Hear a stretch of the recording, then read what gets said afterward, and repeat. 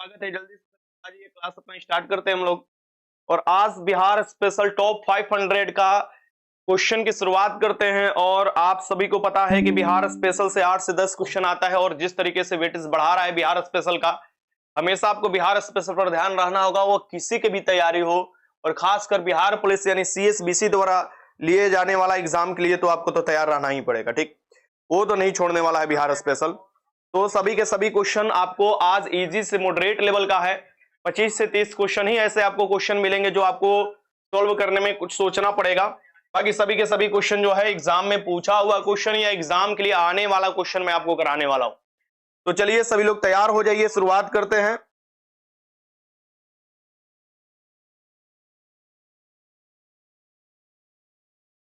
चलिए अब आपका कोई भी सवाल है लास्ट में आप लोग कीजिएगा। अभी आइए क्वेश्चन देखते हैं। सबसे पहला क्वेश्चन जो कि 21,391 में पूछा हुआ क्वेश्चन है और फिर ये पूछेगा 19,838 में फिर ये पूछेगा। इस बात को ध्यान में रखिएगा, ये क्वेश्चन पूछा हुआ है लेकिन फिर पूछेगा, इतना याद रखिए। सामा चकवा, सामा चकवा जो त्योहार है ये आपको भाई बहन का त्योहार है। किसका है? ये आपको क्वेश्चन पूछा था किसका त्योहार है, तो ये भाई बहन का त्योहार है। ठीक ना, भैया दूज के जैसा ये भाई बहन का त्योहार है सामा चकवा। लेकिन ये किस क्षेत्र में मनाया जाता है? ये मिथिलांचल क्षेत्र में मनाया जाता है, मिथिला वाला क्षेत्र में मिलाया जाता है, मिथिलांचल क्षेत्र में मिलाया जाता है। एक बार बोले ना कमेंट करना बंद करो, एक बार बोल दिया नहीं, कौन लड़का इतना लंबा लंबा कमेंट कर रहा है? ब्लॉक मरवा देंगे तुरंत, तुम्हारा कमेंट समझ में आ जाएगा। जब पढ़ाई शुरू हो जाता है तो बीच में कमेंट मत करो, और PDF के लिए हो या कुछ के लिए भी हो। आदत बिगड़ गया है तो आदत सुधार देंगे तुरंत। पवन बिहारी तुम्हारा आदत सुधार देंगे बढ़िया से। अभी बोले ना कि जब तक तुम्हारा PDF जो भी है, PDF का मामला बाद में देखते रहना, लास्ट में पूछना जो भी पूछना है या जो भी ये करना। अभी क्वेश्चन लगाओ, लड़कों को डिस्टर्ब मत करो। चलो, मिथिलांचल वाला जो क्षेत्र होगा ये आपको भाई बहन का भैया दूज के जैसा त्योहार मनाया जाता है। कार्तिक पूर्णिमा ये त्योहार पड़ता है, आपको याद रखिएगा, कार्तिक महीना में, और ये मिथिलांचल में पड़ता है। कहां? सामा चकवा त्योहार है। आपको पूछा हुआ क्वेश्चन है कि किसके लिए मनाया जाता है, तो भाई बहन का। और अब पूछेगा किस क्षेत्र में मनाया जाता है, तो मिथिलांचल क्षेत्र में मनाया जाता है, इसे भी याद रखिएगा। चलिए, मिथिलांचल क्षेत्र किसके लिए फेमस है? दरभंगा हुआ, मधुबनी हुआ, किसके लिए फेमस है? आपको पता है कौन सा बोर्ड बनाया जाता है मिथिलांचल क्षेत्र में? कौन सा बोर्ड बनाया जा रहा है बिहार में? किसका उत्पादन सबसे अधिक होता है? चलो बताओ तो। मधुबनी और दरभंगा में किसका उत्पादन सबसे अधिक होता है? दरभंगा मधुबनी में मैंने आपको क्वेश्चन लिखवाया है, बिहार स्पेशल जब मैंने दिया था तो क्वेश्चन लिखवाया था।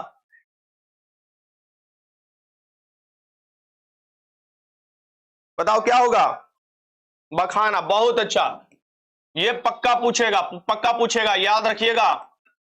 मखाना बोर्ड के बारे में पक्का आपसे पूछेगा ये, क्योंकि ये आपको भारत के बजट में भी आया है क्वेश्चन।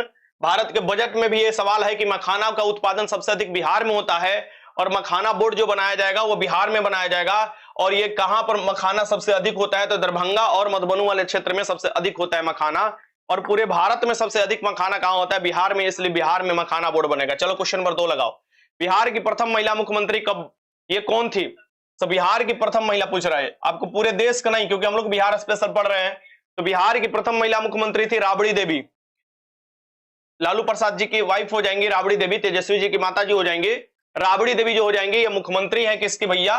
आपको बिहार की प्रथम महिला मुख्यमंत्री है सुचिता कृपलानी। ये मुख्यमंत्री है पूरे भारत में प्रथम। भारत में अगर प्रथम पूछे तो यूपी की ये मुख्यमंत्री बनी थी सुचिता कृपलानी।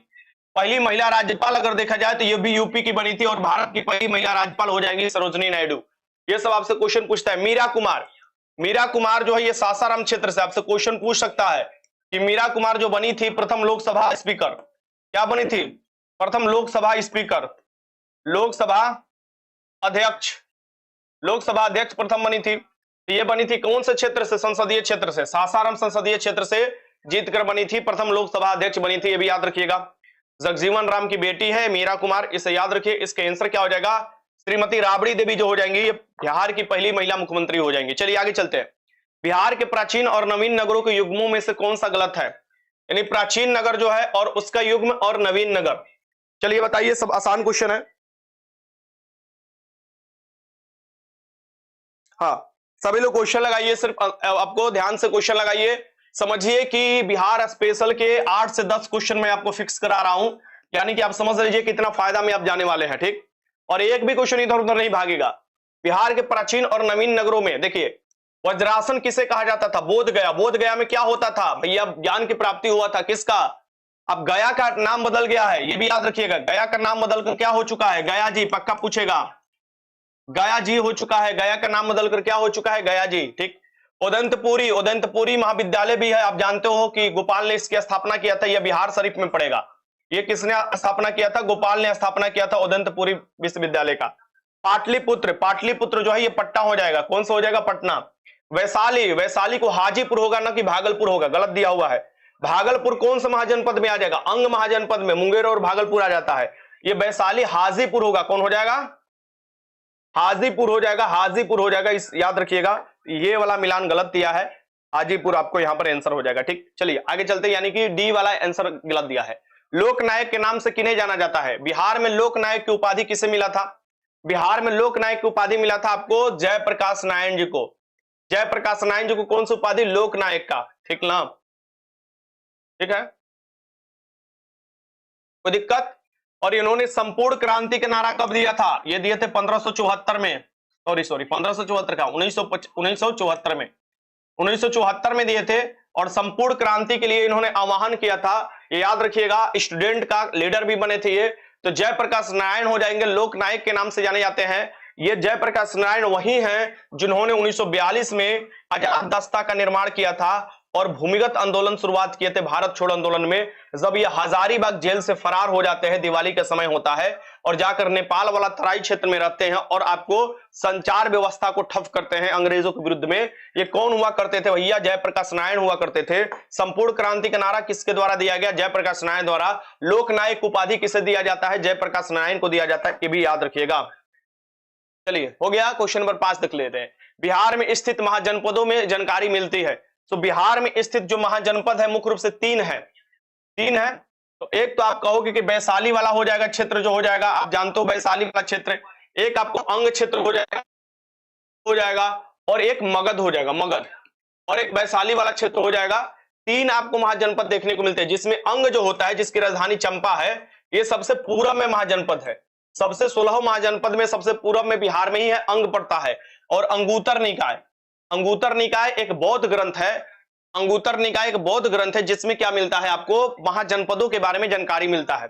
यानी 16 महाजनपद के बारे में, अगर यह महाजनपदों के बारे में जानकारी अंगूतर निकाय में मिलता है। और एक है भगवती सूत्र। कौन सा भैया? भगवती सूत्र। यह है जैन धर्म का बुक। ये किसका है? जैन धर्म का बुक है। जैन धर्म का बुक है। इसमें भी आपको 16 महाजनपद की जानकारी मिलता है। आपको ये दीपयान महायान भी आपको जैन धर्म का ग्रंथ है जो श्रीलंका में है, वहां भी आपको मिलता है 16 महाजनपद यानी महाजनपदों की जानकारी मिलता है। ये हो जाएगा तुम्हारा अंगूतर निकाय हो जाएगा। अंगूतर निकाय, इसका आंसर क्या हो जाएगा? बी हो जाएगा। 16 महाजनपद में सबसे मजबूत जो महाजनपद था वो भी बिहार में था, पटना गया वाला क्षेत्र, मगध महाजनपद जो कहा जाता है। क्वेश्चन नंबर 6 देख लेते हैं। काकोलक जलप्रपात बिहार के किस जिले में है? बहुत बेबियाई क्वेश्चन है, एकदम तुम्हारा हूबहू क्वेश्चन ऐसे नहीं छपेगा। हूबहू क्वेश्चन छपेगा कि काकोलक आपको जलप्रपात कहां मिलता है? नवादा में मिलता है। काकोलक जलप्रपात बिहार में कहा है? नवादा में है। इसे भी याद रखिएगा, आपसे क्वेश्चन एकदम हूबहू पूछेगा। एक तो तुतला भवानी मंदिर भी है और तुतला भवानी के पास जलप्रपात भी है, तो वो आपको पड़ता है रोहतास में। इसे भी आपको याद रखनी चाहिए, आपको क्वेश्चन पूछता है तो। चलिए, किसने चंपारण सत्याग्रह के दौरान बिहार में गांधी जी की जान बचाई थी? बिहार में राजकुमार शुक्ल जी आपको 1916 में जाते हैं लखनऊ में और महात्मा गांधी जी को बुलाकर लाते हैं।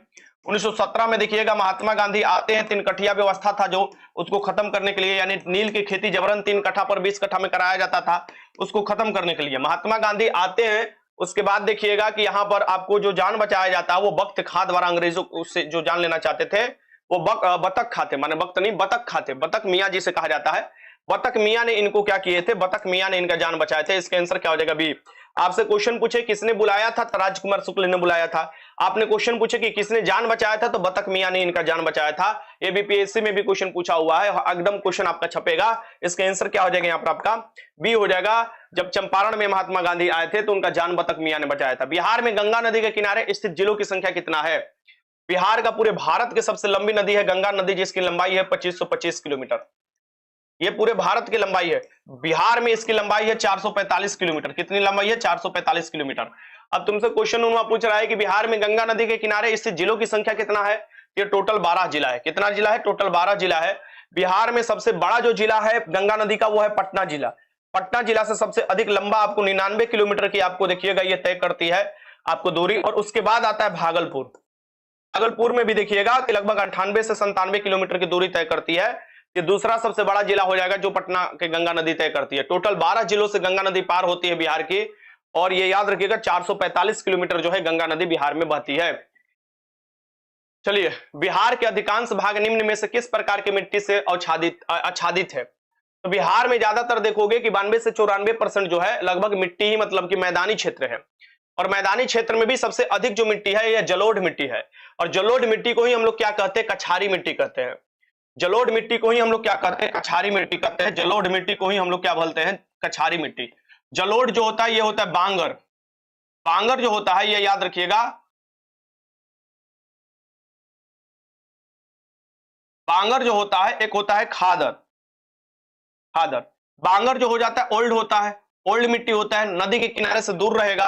और खादर जो होता है न्यू मिट्टी होता है, न्यू आपको मिट्टी होता है। मिट्टी के अध्ययन में पेडोलॉजी में किया जाता है। 43% पूरे भारत में पाया जाता है जलोढ़ मिट्टी। और बिहार में भी सबसे अधिक मिट्टी कौन पाया जाता है? जलोढ़ मिट्टी पाया जाता है। बिहार में सबसे अधिक जो है मैदानी क्षेत्र है, इसे भी याद रखिएगा। इसे कछारी मिट्टी के भी नाम से जाना जाता है। चलिए क्वेश्चन नंबर 10, कोपेन के अनुसार उत्तरी बिहार की जलवायु को किस प्रकार विभाजित किया जा सकता है? कोपेन ने जलवायु को विभाजित किया है तो उत्तरी बिहार की जलवायु और दक्षिणी बिहार, देखो उत्तरी के नॉर्थ बिहार हो जाएगा, नॉर्थ बिहार हो जाएगा, इसे याद रखिएगा, नॉर्थ बिहार हो जाएगा, और साउथ बिहार हो जाएगा। ये कोपेन के अनुसार जलवायु का विभाजन। तो नॉर्थ बिहार का हो जाएगा आपका CWG, यानी काफी ज्यादा ऐसा होता है ना, CWG। और आपको साउथ बिहार का आपको हो जाएगा AW। AW जो हो जाएगा ये साउथ बिहार का, क्योंकि साउथ बिहार में आपको देखिएगा ज्यादा पहाड़ उहाड़ देखने को मिलता है और ज्यादा पानी नहीं बरसता है, वहां पर नदी भी ज्यादा, आपको काफी ज्यादा पेड़ पौधे भी देखने को नहीं मिलता। तो ये देखोगे ये चीज देखने को मिलता है। और ओवरऑल अगर बिहार का पूछे, यानी एवरेज बिहार का भी पूछे, तो हो जाता है CWG। ये जो हो जाता है ये आपको कोपेन के अनुसार जो होता है, तो ये आप कह सकते हो उत्तरी बिहार का और पूरे बिहार का भी CWG है। और ये आपको जलवायु हो जाएगा C, इसका आंसर हो जाएगा। बिहार राज्य की भू आकृति निम्न में से समानता किस प्रकार की है? तो बिहार की आपको देखोगे लंबाई भी अलग है, आपको चौड़ाई भी अलग है। सो लंबाई चौड़ाई अलग होने के कारण भू आकृति जो बन जाता है इसका आयतकार बन जाता है, क्योंकि आयत में क्या होता है? लंबाई अलग होता है, चौड़ाई अलग होता है, ठीक। तो ये देखिएगा इस तरीके से ये इसका आकृति जो हो जाता है आयतकार हो जाता है। 94,163 किलोमीटर स्क्वायर इसका क्षेत्रफल है। कितना है? 94,163 किलोमीटर स्क्वायर जो है इसकी आपको क्या पड़ जाता है भैया? ये क्षेत्रफल पड़ जाता है। और ये देखा जाए तो लगभग पूरे भारत का 2.86% पड़ जाता है क्षेत्रफल के अनुसार। और पूरे भारत में ये 42वें रैंक पर आता है क्षेत्रफल के अनुसार, ठीक। कौन भैया? बिहार की स्थिति आता है। बिहार, बिहार का कैसा है? बिहार आयताकार है, इसे भी याद रखिएगा, यानी इसका आकृति आयताकार है। समुद्र तल से बिहार की औसत ऊंचाई पूछ रहा है। क्या पूछ रहा है? औसत ऊंचाई। नहीं तो सबसे ऊंची ऊंचाई पूछता तो 874 मीटर है।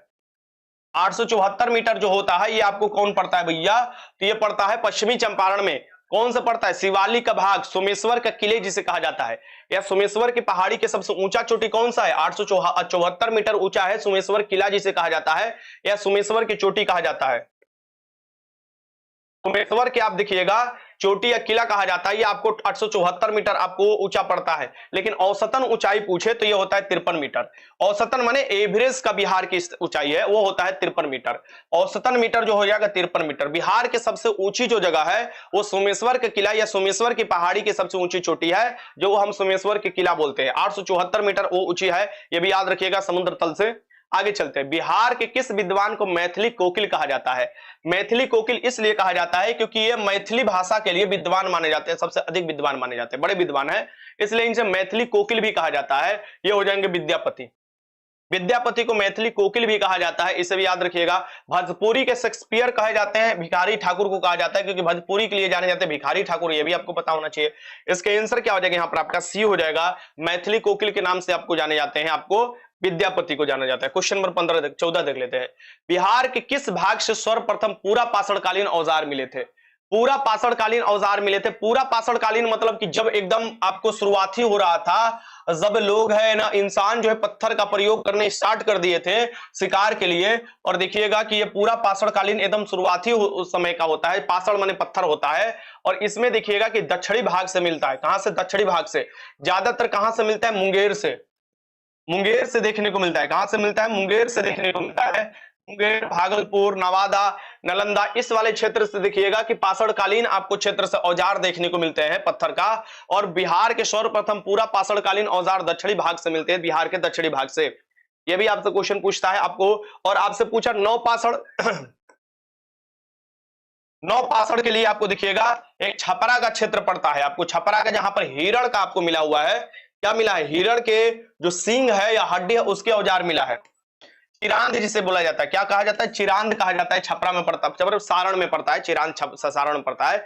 और पर नवपाषाण कालीन मिला हुआ है। ठीक, ऐसे आपको पूछे तो दक्षिणी भाग हो जाएगा, ऐसे नहीं क्वेश्चन आपके एग्जाम में देगा। तृतीय बौद्ध संगीति का आयोजन कहां हुआ था। देखिए तृतीय बौद्ध संगीति यानी कि तीनों का तीनों जो बौद्ध संगीति का आयोजन हुआ था वो बिहार में हुआ था।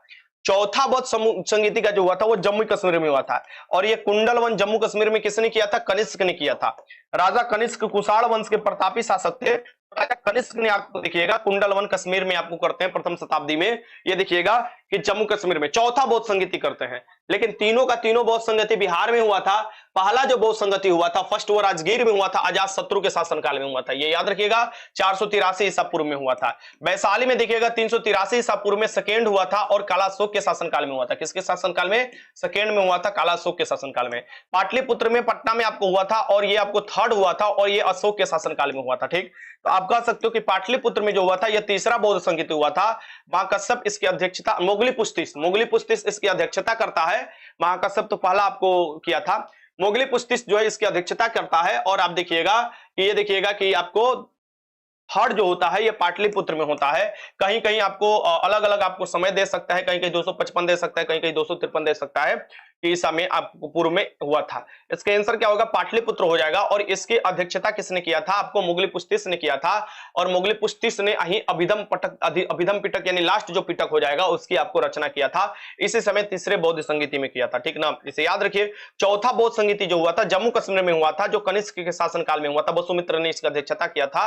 और देखिएगा वसुमित्र और घोष हुआ करते थे। तो ये देखिएगा जम्मू कश्मीर में यहाँ पर आपको देखिएगा बौद्ध धर्म दो भाग में डिवाइड हो जाता है। एक होता है महायान हो जाता है, महायान जो कि भगवान बुद्ध के रूप में मतलब भगवान के रूप में मानता है, और इंसान के रूप में मानता है जो होता है हीनयान। तो हीनयान भी आपको देखिएगा, हीनयान आपको दो आपको बौद्ध संप्रदाय आपको डिपेंड हो जाते हैं चौथी बौद्ध संगीति में। इसके आंसर क्या हो जाएगा यहाँ पर आपको पाटलिपुत्र हो जाएगा।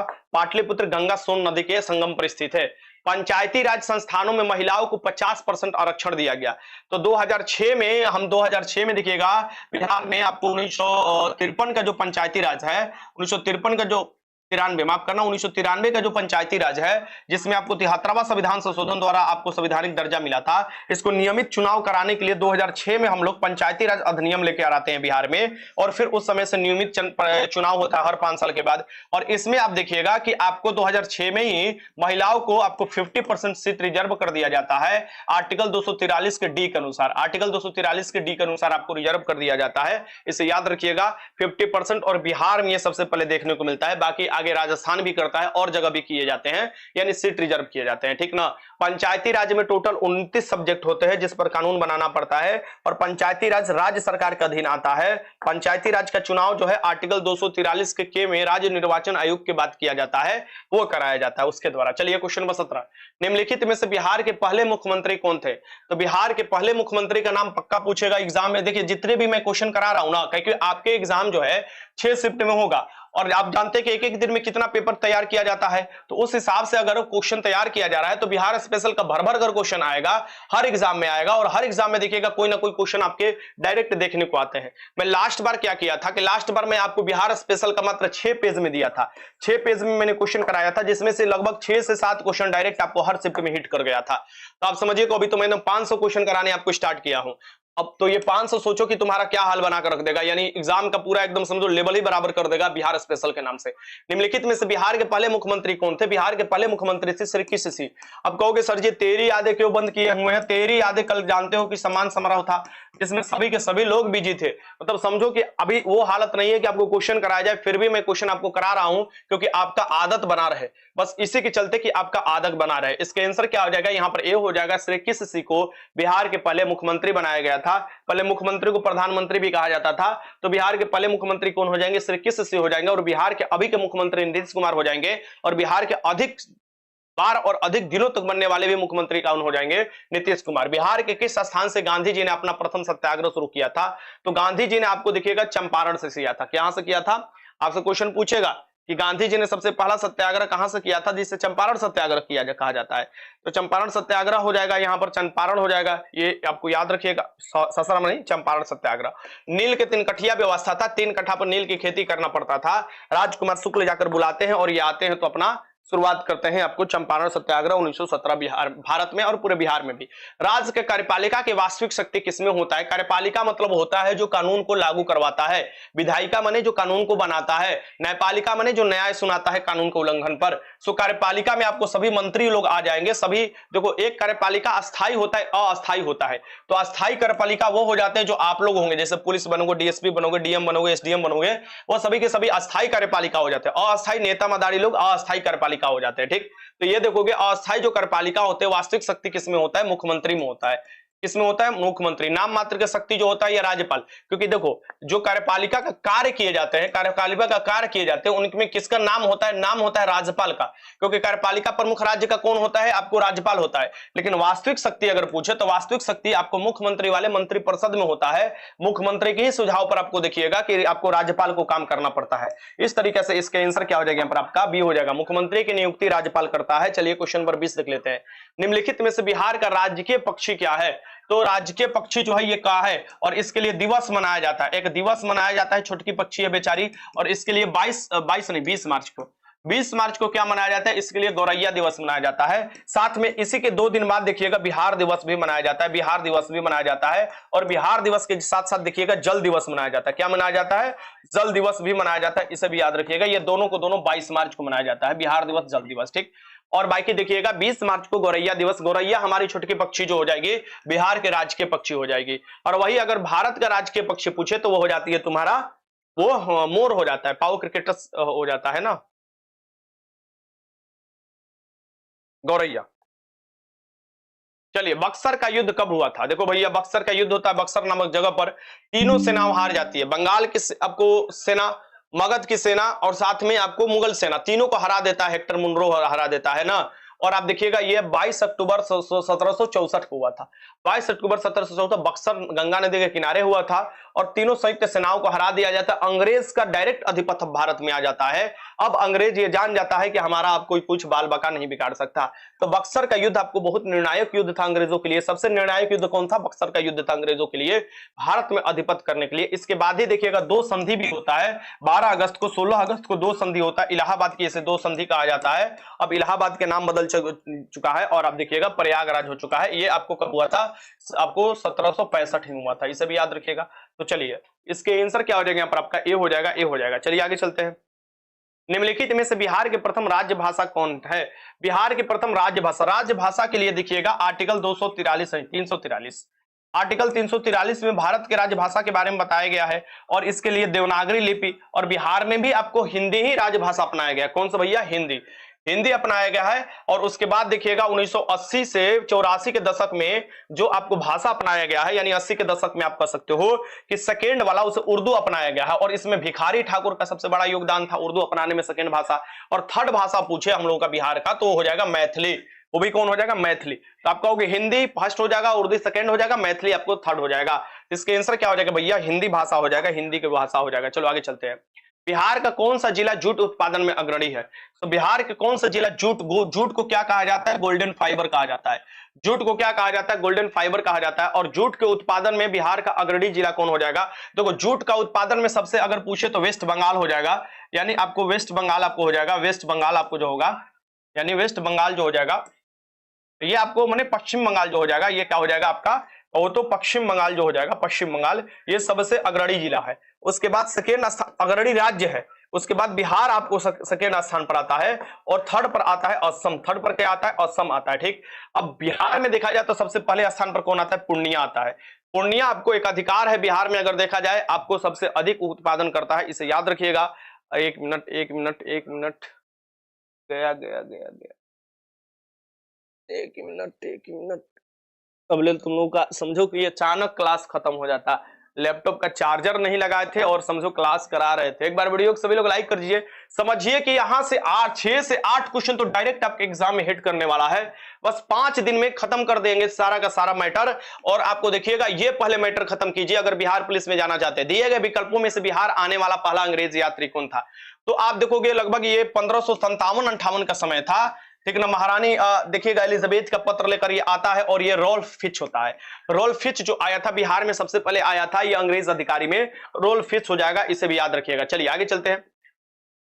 बिहार में कौन सा जिला जूट उत्पादन में हो गया भैया? आगे देखते हैं क्वेश्चन। बिहार में किस जिले में शेरशाह सूरी का मकबरा है? एकदम छपे का क्वेश्चन है, 21,000 में भी आया था। शेरशाह सूरी का मकबरा जो है अष्टकोणीय मकबरा है, उसका देखिएगा। और शेरशाह सूरी का मकबरा हमारे सासाराम में पड़ता है, यानी रोहतास के मुख्यालय सासाराम में पड़ता है। जिला पूछे तो रोहतास हो जाएगा और जगह पूछे तो सासाराम में हो जाएगा। सासाराम में 2 रौजा है शेरशाह सूरी का, एक पानी वाला रौजा, एक सूखा रौजा, ठीक। ये हो जाएगा सासाराम। शेरशाह सूरी के पुत्र का क्या नाम था? इस्लाम शाह सूरी था। तो शेरशाह सूरी तो रौजा बनवाने की शुरुआत करते हैं, शेरशाह सूरी अपना महल बनवाने की शुरुआत करते हैं, लेकिन मर जाते हैं। तो आपको देखिएगा इस्लाम शाह सूरी जो है इसे पूरा कराता है, ठीक। इसे याद रखिएगा, यह है सासाराम में झील के अंदर स्थित ये जगह है। क्षेत्रफल की दृष्टि से बिहार का सबसे बड़ा जिला कौन सा है? क्षेत्रफल की दृष्टि से बिहार का सबसे बड़ा जिला का नाम बताना है, कौन सा हो जाएगा? जो क्षेत्रफल की दृष्टि से बिहार के सबसे बड़े जिले हैं पश्चिमी चंपारण। बहुत अच्छा क्वेश्चन है, बहुत माय डियर, बहुत बेस्ट क्वेश्चन है आपको कि क्षेत्रफल की दृष्टि से सबसे बड़ा जिला हो जाएगा। और पॉपुलेशन की दृष्टि से देखें, पॉपुलेशन की दृष्टि यानी जनसंख्या की दृष्टि से पटना जब हो जाएगा, पटना बड़ा में अगर देखा जाए। और छोटा पूछा जाए तो क्षेत्रफल की दृष्टि से सबसे छोटा हो जाएगा शिवहर। कौन हो जाएगा? शिवहर हो जाएगा। और आपको जनसंख्या की दृष्टि से पूछा जाए तो शेखपुरा हो जाएगा। कौन हो जाएगा? शेखपुरा हो जाएगा जनसंख्या की दृष्टि से सबसे छोटा जिला। तो ये सब छोटा बड़ा हमेशा आपके क्वेश्चन पूछता है, इसका आंसर क्या हो जाएगा यहाँ पर? आपका सी हो जाएगा, सी। चलो आगे चलते हैं। बिहार में पहली बार राष्ट्रपति शासन कब लागू हुआ? बिहार में अभी तक देखा जाए, याद रखिएगा एक चीज मैं आपको अपडेट देता हूं, आर्टिकल 356 के तहत राष्ट्रपति शासन लागू होता है, ठीक ना। और बिहार में फर्स्ट बार जो लागू हुआ था, बिहार में ये कब? बिहार में जब फर्स्ट बार लागू हुआ था, ये लागू हुआ था आपको 1968 में लागू हुआ था। कब हुआ था? 1960। क्वेश्चन पूछा था दरोगा में भी, बिहार पोस्ट क्वेश्चन में भी। लास्ट में 2005 में लागू हुआ है। लास्ट में 2005 में कौन सा लागू हुआ है? 8वां लागू हुआ है। 8वां जो लागू हुआ है राष्ट्रपति शासन 2005 में लागू हुआ है। तो बिहार में अभी तक कितनी बार लागू हो चुके हैं? 8 बार लागू हो चुके हैं। बिहार में सबसे पहली बार कब लागू हुआ? 1968 यानी 1968 में। ये याद रखिएगा, इसका आंसर क्या हो जाएगा यहाँ पर? ए हो जाएगा, ए हो जाएगा, ये भी याद रखिएगा। और आपसे क्वेश्चन पूछे कि जो आर्टिकल 356 राष्ट्रपति शासन है, ये सबसे पहले कहां लगा था? पेप्सू पंजाब में। लेकिन सबसे अधिक बार कहां लगा है? अब ये आपको माना जा रहा है 11 बार हो चुका है। 11 बार में सबसे अधिक मणिपुर हो चुका है और 10 बार आपको सेकेंड स्थान पर आ चुका है यूपी। 10 बार यूपी आ चुका है, ठीक। और 11 बार अभी देखिएगा कि मणिपुर में आर्टिकल 365 भी लगा था, तो वो भी एक प्रकार का राष्ट्रपति शासन ही है। इसका आंसर क्या हो जाएगा यहाँ पर? आपका ए हो जाएगा। चलिए आगे चलते हैं। बिहार में होम रूल लीग की स्थापना मजरूल हक द्वारा किया गया था। किसके द्वारा? मजरूल हक ने किया था। मजरूल हक ने आपको बिहार में होम रूल लीग की स्थापना किया था। लेकिन यह पूछता है कि बिहार में होम रूल लीग की स्थापना मजरूल हक ने कब किया था? आपसे क्वेश्चन पूछ सकता है कि कब किया था, और मजरूल हक ने किया था, इसे भी याद रखिएगा। आपसे क्वेश्चन पूछे तो ये किए थे 16 दिसंबर 1916 को किए थे। 16 दिसंबर 1916 के किए थे, ठीक ना। क्वेश्चन बराबर पूछता है आपके एग्जाम में कि होम रूल लीग की स्थापना बिहार में कब किए गए थे? 16 दिसंबर 1916 को मजरूल हक ने किया था, यह भी याद रखिएगा। और आपसे क्वेश्चन पूछेगा कि भारत स्तर पर होम रूल लीग की शुरुआत किसने किया था? तो एनी बेसेंट ने किए थे और बाल गंगाधर तिलक दोनों मिलकर किए थे आपको होम रूल लीग की स्थापना। चलिए आगे चलते हैं, इसका आंसर बी हो जाएगा। भारत के संविधान में पहला संविधान संशोधन किस कारण से हुआ था? देखो ना, यूनिक क्वेश्चन है ना आपके एग्जाम में, ये यूनिक क्वेश्चन इस टाइप के आपके देगा कि भारत के संविधान में पहला संविधान संशोधन किस लिए किया गया था? तो भैया पहला ही संविधान संशोधन किया गया था भारत में क्योंकि जमींदारी को उन्मूलन करना था और खेतों को बंटवारा करना था। तो जमीन के लिए आपको कानून लेकर आता है बिहार। कब लेकर आता है? 1951 में लेकर आता है, 1951 में। लेकिन 1951 में तो लेकर आता है, लेकिन लोग कोर्ट में चले जाते हैं। कोर्ट में जाने के कारण आप देखिएगा, कोर्ट में जाने के कारण यह कानून पर रोक लग जाता है। और ये कानून पर रोक जब लग जाता है तो आप देखिएगा कि इसमें आपको क्या चीज देखने को मिलता है कि ये पहला संविधान संशोधन करने को देखने को मिलता है, ठीक है ना। कोई दिक्कत नहीं है। क्या होता है यहाँ पर? कोर्ट लोग आपको रोक लगा देता है, पटना हाईकोर्ट जो है रोक लगा देता है कि नहीं, ये आर्टिकल 44 के विरुद्ध है। यानी कि आप माफ करना, आर्टिकल 19 के एफ, जिसमें धन के लिए आपको बताया गया 19 के फर्स्ट केफ में जो आपको राइट टू क्या था, प्रॉपर्टी था, और आर्टिकल 31 इसके विरुद्ध में है कि आप किसी का जमीन, जब देखो जमींदारी में क्या हुआ था, जमींदारी उन्मूलन में जमीन को जब्ता गया, बड़े बड़े जो जमींदार थे उनका जमीन लेकर छोटे छोटे किसानों में बांटा गया, ठीक ना। इसी के लिए बिहार में सबसे पहले कानून लाया जाता है। आपसे क्वेश्चन पूछता है कि जमींदारी उन्मूलन वाला या आपको किसानों को बांटने के लिए जमीन का सबसे पहला कानून कहां आता है, बिहार में आता है, 1951 में आता है। लेकिन इसे कोर्ट में चैलेंज किया जाता है, पटना हाईकोर्ट में, और पटना हाईकोर्ट क्या कर देता है, आर्टिकल 32 के तहत देखिएगा सुप्रीम कोर्ट में भी आ जाता है, पहले आर्टिकल 226 के तहत लोग कोर्ट में जाते हैं जमींदार लोग, और इसे क्या कर दिया जाता है, कह दिया जाता है कि तो संपत्ति के अधिकार के विरुद्ध में रोक लगा दिया जाता है। उसके बाद जवाहरलाल नेहरू के जो प्रधानमंत्री परिषद था, मंत्री परिषद, वो कर देता है फर्स्ट संविधान संशोधन, और फर्स्ट संविधान संशोधन से क्या किया जाता है, 1951 में संविधान संशोधन कर एक अनुसूची जोड़ दिया जाता है जिसका नाम है 9वीं अनुसूची, और इसमें वो सभी कानून डाले जाएंगे जो सुधारात्मक कानून होंगे, जिस पर सुप्रीम कोर्ट या हाई कोर्ट हस्तक्षेप नहीं करेगा। तो उठाकर इसमें ये कानून डाल दिया जाता है, और ये किस लिए किया गया था, क्योंकि बिहार में सबसे पहले मामला आया था, और बिहार के कानून जो जमीन को बंटवारा करना था उसको लीगलाइज करने के लिए, उस पर कानून आपको हाईकोर्ट सुप्रीम कोर्ट हस्तक्षेप ना करे, उसके लिए यह मामला देखने को मिलता है, और बिहार में यह देखने को मिलता है, ठीक ना। कब, 1951 में, याद रखिएगा, पहला संविधान संशोधन हुआ था जिसमें 9वीं अनुसूची जोड़ा गया था। तो ये मामला आप समझ गए होंगे आई थिंक, जो मैं आपको बताया, तो बिहार के कारण ही सबसे पहले पहला संविधान संशोधन हुआ था। चलिए क्वेश्चन 32 देख लेते हैं। बिहार का राजकीय वृक्ष कौन सा है, ले लो बुआ। तो भारत का राजकीय वृक्ष हो जाता है बरगद, वैसे बिहार का राजकीय वृक्ष कौन हो जाता है, पीपल हो जाता है, पीपल। और पीपल आप जानते हो कि पीपल के ही वृक्ष के नीचे गया जी में, अब तो गया जी तुम लोग बोलना, बोध गया या गया जी में, आप देखोगे बोध गया गया जी में ही स्थित है। वहां पर महात्मा बुद्ध ने ज्ञान की प्राप्ति किया था। काफी 6 साल तक, आपको 29 साल की उम्र में घर त्याग कर दिया था। 6 वर्ष कठिन तपस्या करते हैं तो 35 वर्ष की उम्र में इनको ज्ञान की प्राप्ति होता है, और इसे याद रखिएगा, इसे निर्वाण कहा जाता है। और महापरिनिर्वाण कुशीनगर में हुआ था जब इनका मृत्यु हुआ था, ठीक ना। इसका आंसर क्या हो जाएगा, यहाँ पर बी हो जाएगा। चलिए, बिहार में सबसे कम लिंगानुपात वाला जिला कौन सा है, बिहार में सबसे कम लिंगानुपात वाला जिला का नाम बताना है, बताइए। अलवा क्वेश्चन है, चलिए बताइए। बिहार में सबसे कम लिंगानुपात वाला जो जिला है ये 1879 है। इसका लिंगानुपात क्या है, 1879 है। और ये कौन सा जिला पड़ता है बउआ, ये मुंगेर जिला पड़ता है। लेकिन आपको ये भी पता होना चाहिए कि सबसे अधिक भी पूछ सकता है, और ये भी पूछ सकता है कि है कितना। याद रखिएगा, अब ये आपके क्वेश्चन लिमिटेड है ना, तो आपको ये भी पूछ सकता है कि लिंगानुपात 2011 के अनुसार कितना है आपको मुंगेर का। ये आप कह सकते हो 1879 है, और ये सबसे निचले पायदान पर है। यानी अगर सभी जिलों में देखा जाए तो ये 38वां जिला आता है, सबसे कम लिंगानुपात है, 38वां जिला आता है पूरे बिहार में लिंगानुपात की दृष्टि से, कौन से, मुंगेर जिला। और आपको सबसे अधिक यानी फर्स्ट जिला कौन सा आता है लिंगानुपात की दृष्टि से, यानी प्रत्येक 1000 पुरुष पर महिलाओं की संख्या, इस दृष्टि से तुम्हारा आता है गोपालगंज। कौन आता है, गोपालगंज आता है, इसे भी याद रखिएगा। गोपालगंज का लिंगानुपात सबसे अधिक है, जो है आपको 1015 महिलाएं हैं प्रत्येक 1000 पुरुषों पर, ये गोपालगंज के सबसे अधिक हो जाएगा, ठीक ना। तो ये दोनों क्वेश्चन पूछेगा। बिहार का लिंगानुपात अभी है कितना, 918 है। 918 बिहार का लिंगानुपात है, ये भी याद रखिएगा। चलिए आगे बढ़ते हैं, इसका आंसर क्या हो जाएगा यहाँ पर आपका, डी हो जाएगा, डी। चलिए चलो आगे बढ़ते हैं, क्वेश्चन नंबर 32 देख लेते हैं। चलो सभी लोग लगाओ, सभी लोग क्वेश्चन लगा रहे हो, बहुत अच्छा लग रहा है मुझे कि ऐसे ही आप लोग क्वेश्चन लगाओ, नहीं तो फिर बाद में दिक्कत हो जाएगा। चलो, निम्नलिखित में से बिहार के अनुमंडलों की संख्या कितना है। बिहार में अनुमंडल यानी आपको पूछे, देखो यहां पर एक होता है आपको क्या हो जाएगा, बिहार हो जाएगा। बिहार को परमंडल, परमंडल को क्या कहा जाता है, कमिश्नर, ये कितना हो जाता है, 9 हो जाता है। बिहार में अनुमंडल, अनुमंडल से पहले मंडल देख लो, मंडल। मंडल क्या होता है सर जी, डिस्ट्रिक्ट होता है। मंडल को क्या कहा जाता है, डिस्ट्रिक्ट कहा जाता है। ये टोटल कितना होता है, 38 होता है सर जी। फिर उसके बाद होता है, मंडल के बाद आता है तुम्हारा पुलिस मंडल, यानी पुलिस मंडल यानी पुलिस जिला। पुलिस मंडल जो होता है, ये भी एक याद रखिएगा, पुलिस मंडल बिहार में अलग है, यानी पुलिस मंडल की जिलों की संख्या 40 है, ठीक ना। बाघा नवगछिया जुड़ जाता है 2 गो तो आपको 40 हो जाता है। फिर आपको पूछता है अनुमंडल, अनुमंडल हो जाता है, ये होता है 101। फिर आपको पूछता है ब्लॉक, ब्लॉक पूछेगा, प्रखंड पूछेगा, ये होता है 534। ये सभी के सभी आपके एग्जाम में क्वेश्चन पूछते हैं, तो आपको पता होना चाहिए। इसके आंसर क्या हो जाएगा यहाँ पर आपका, बी हो जाएगा। चलिए, बिहार का राजकीय पुष्प कौन सा है, बिहार का राजकीय पुष्प बताना है। तो बिहार के राजकीय पुष्प कौन सा है, ये लो, क्या लो, गेंदा का फूल लो। क्या होगा, गेंदा के फूल लो। गेंदा जो तुम्हारा हो जाएगा राजकीय आपको हो जाएगा। इसका आंसर क्या हो जाएगा बउआ, सी हो जाएगा, बिहार का राजकीय पुष्प। और मैं आपको याद दिला दे देता हूं कि आपके पास मात्र 50 दिन बचा हुआ है एग्जाम की तैयारी के लिए। इस 50 दिन में आपको कम से कम नहीं तो 15,000 क्वेश्चन अपने नजर से गुजारना होगा, जो आपके दिमाग में बैठा रहे। 15,000 तो आप देखिएगा कि कोई भी आपके एग्जाम में बैठिएगा 60 प्लस क्वेश्चन तो आराम से उड़ा दीजिएगा। एलिमिनेशन विधि भी तो काम का चीज होता है ना।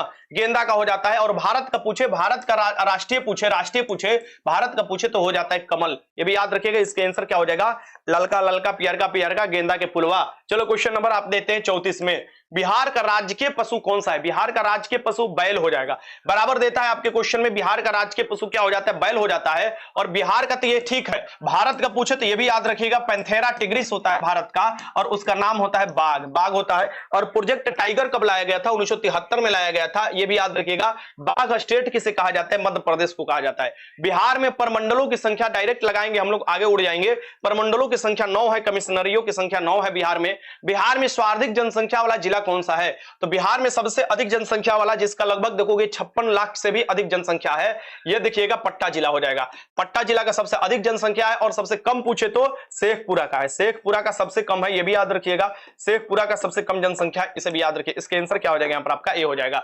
चलिए, बिहार में सर्वाधिक लिंगानुपात वाला जिला आ गया क्वेश्चन। तो बिहार में सबसे ज्यादा लिंगानुपात जो हो जाएगा तुम्हारा गोपालगंज का हो जाएगा। 1015 जो है ये अभी का 2011 जनगणना के अनुसार लिंगानुपात है, और गोपालगंज हो जाएगा सबसे अधिक लिंगानुपात वाला जिला। वर्तमान समय में बिहार में राज्यसभा की सीटों की संख्या, राज्यसभा के बारे में देखो आर्टिकल 80 में दिया हुआ है, लेकिन आपको राज्यसभा के जो आपको मुख्य संरचना है उसके बारे में बताया गया है। ये उच्च सदन होता है, स्थायी सदन होता है, द्वितीय सदन होता है, और इसमें मैक्सिमम संख्या 250 हो सकता है, लेकिन अभी जो चुनाव होता है 245 पर होता है, जिसमें से 12 विशेष क्षेत्र से समाज सेवा, खेल, मतलब समाज आपको कह सकते हो, समाज सेवा हुआ, साहित्य हुआ, ये सब क्षेत्र से आप देखिएगा कि चूज कर राष्ट्रपति आपको जो होते हैं नियुक्त करते हैं, आपको मनोनीत करते हैं आपको राज्यसभा में, ठीक है ना, मनोनीत किया जाता है इन लोगों को। और उसी के बाद चौथी अनुसूची बताता है कि अलग अलग राज्यों से कितना राज्यसभा में सीट होगा।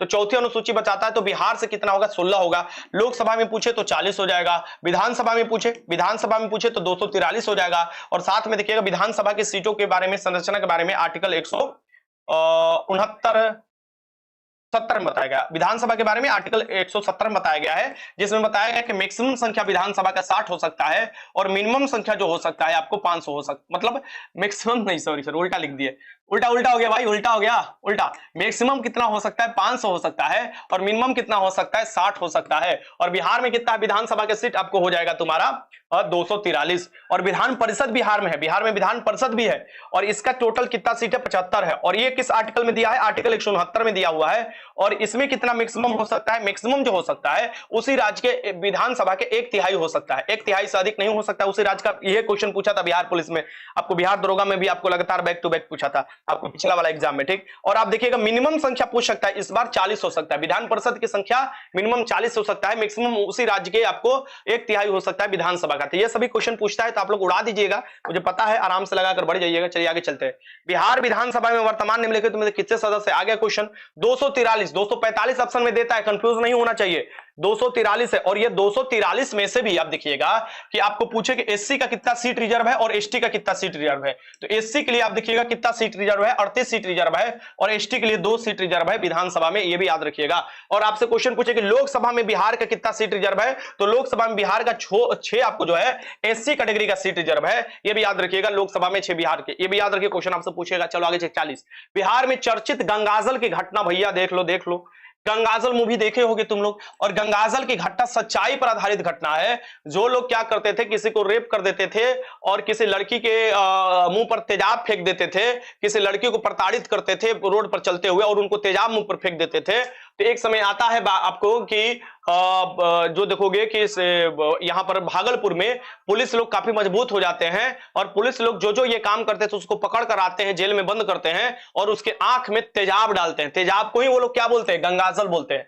आंख में तेजाब डालते, जो लड़की को छेड़ता था, जो लोग एक दूसरे से लड़ाई करता था, जो मतलब किसी को बिना गलती के कारण मार देता था, रंगदारी वसूल करता था, मतलब बहुत खौफनाक तरीका का उस समय माहौल हुआ करता था यहाँ पर आपको भागलपुर में। और भागलपुर में ये आपको कौन सा नियम चलता है? गंगाजल का नियम चलता है। और गंगाजल का नियम मतलब कि आंख का फोड़ देना, आंख में डाल देना। इस पर रिपोर्ट आता है, सुप्रीम कोर्ट में भी यह मामला जाता है, हाई कोर्ट में भी, और जो भी इसमें दोषी थे उनको, पुलिस वालों को भी काफी ज्यादा निलंबित किए जाते हैं। लेकिन मामला यही निकल कर आता है कि इन लोगों के भी हाथ में कुछ नहीं था। ऊपर से नेता लोग क्या होते थे, बड़े बड़े आपको जो होते हैं खुफिया, जो बदमाश होते थे, उनको छुड़ा लेते थे। तो वहां के जो है कमिश्नर और वहां के जो पुलिस है लोग, समझिए वहां के पुलिस व्यवस्था जो है ये काम करता है कि आंखें में सीधे डाल दो तेजाब निकालकर। बिहार से लोकसभा के लिए कितने सदस्य चुने जाते हैं? बिहार से लोकसभा के लिए टोटल 40 हो सकते हैं। अभी मैक्सिमम लोकसभा के कितना सदस्य हो सकते हैं? 500 एक मिनट, मैक्सिमम जो सदस्य हो सकते हैं लोकसभा से, लोकसभा आर्टिकल 81 में बताता है निम्न सदन है, प्रथम सदन है, अस्थायी सदन है। लोकसभा के आपको मैक्सिमम संख्या 550 हो सकता है, ठीक।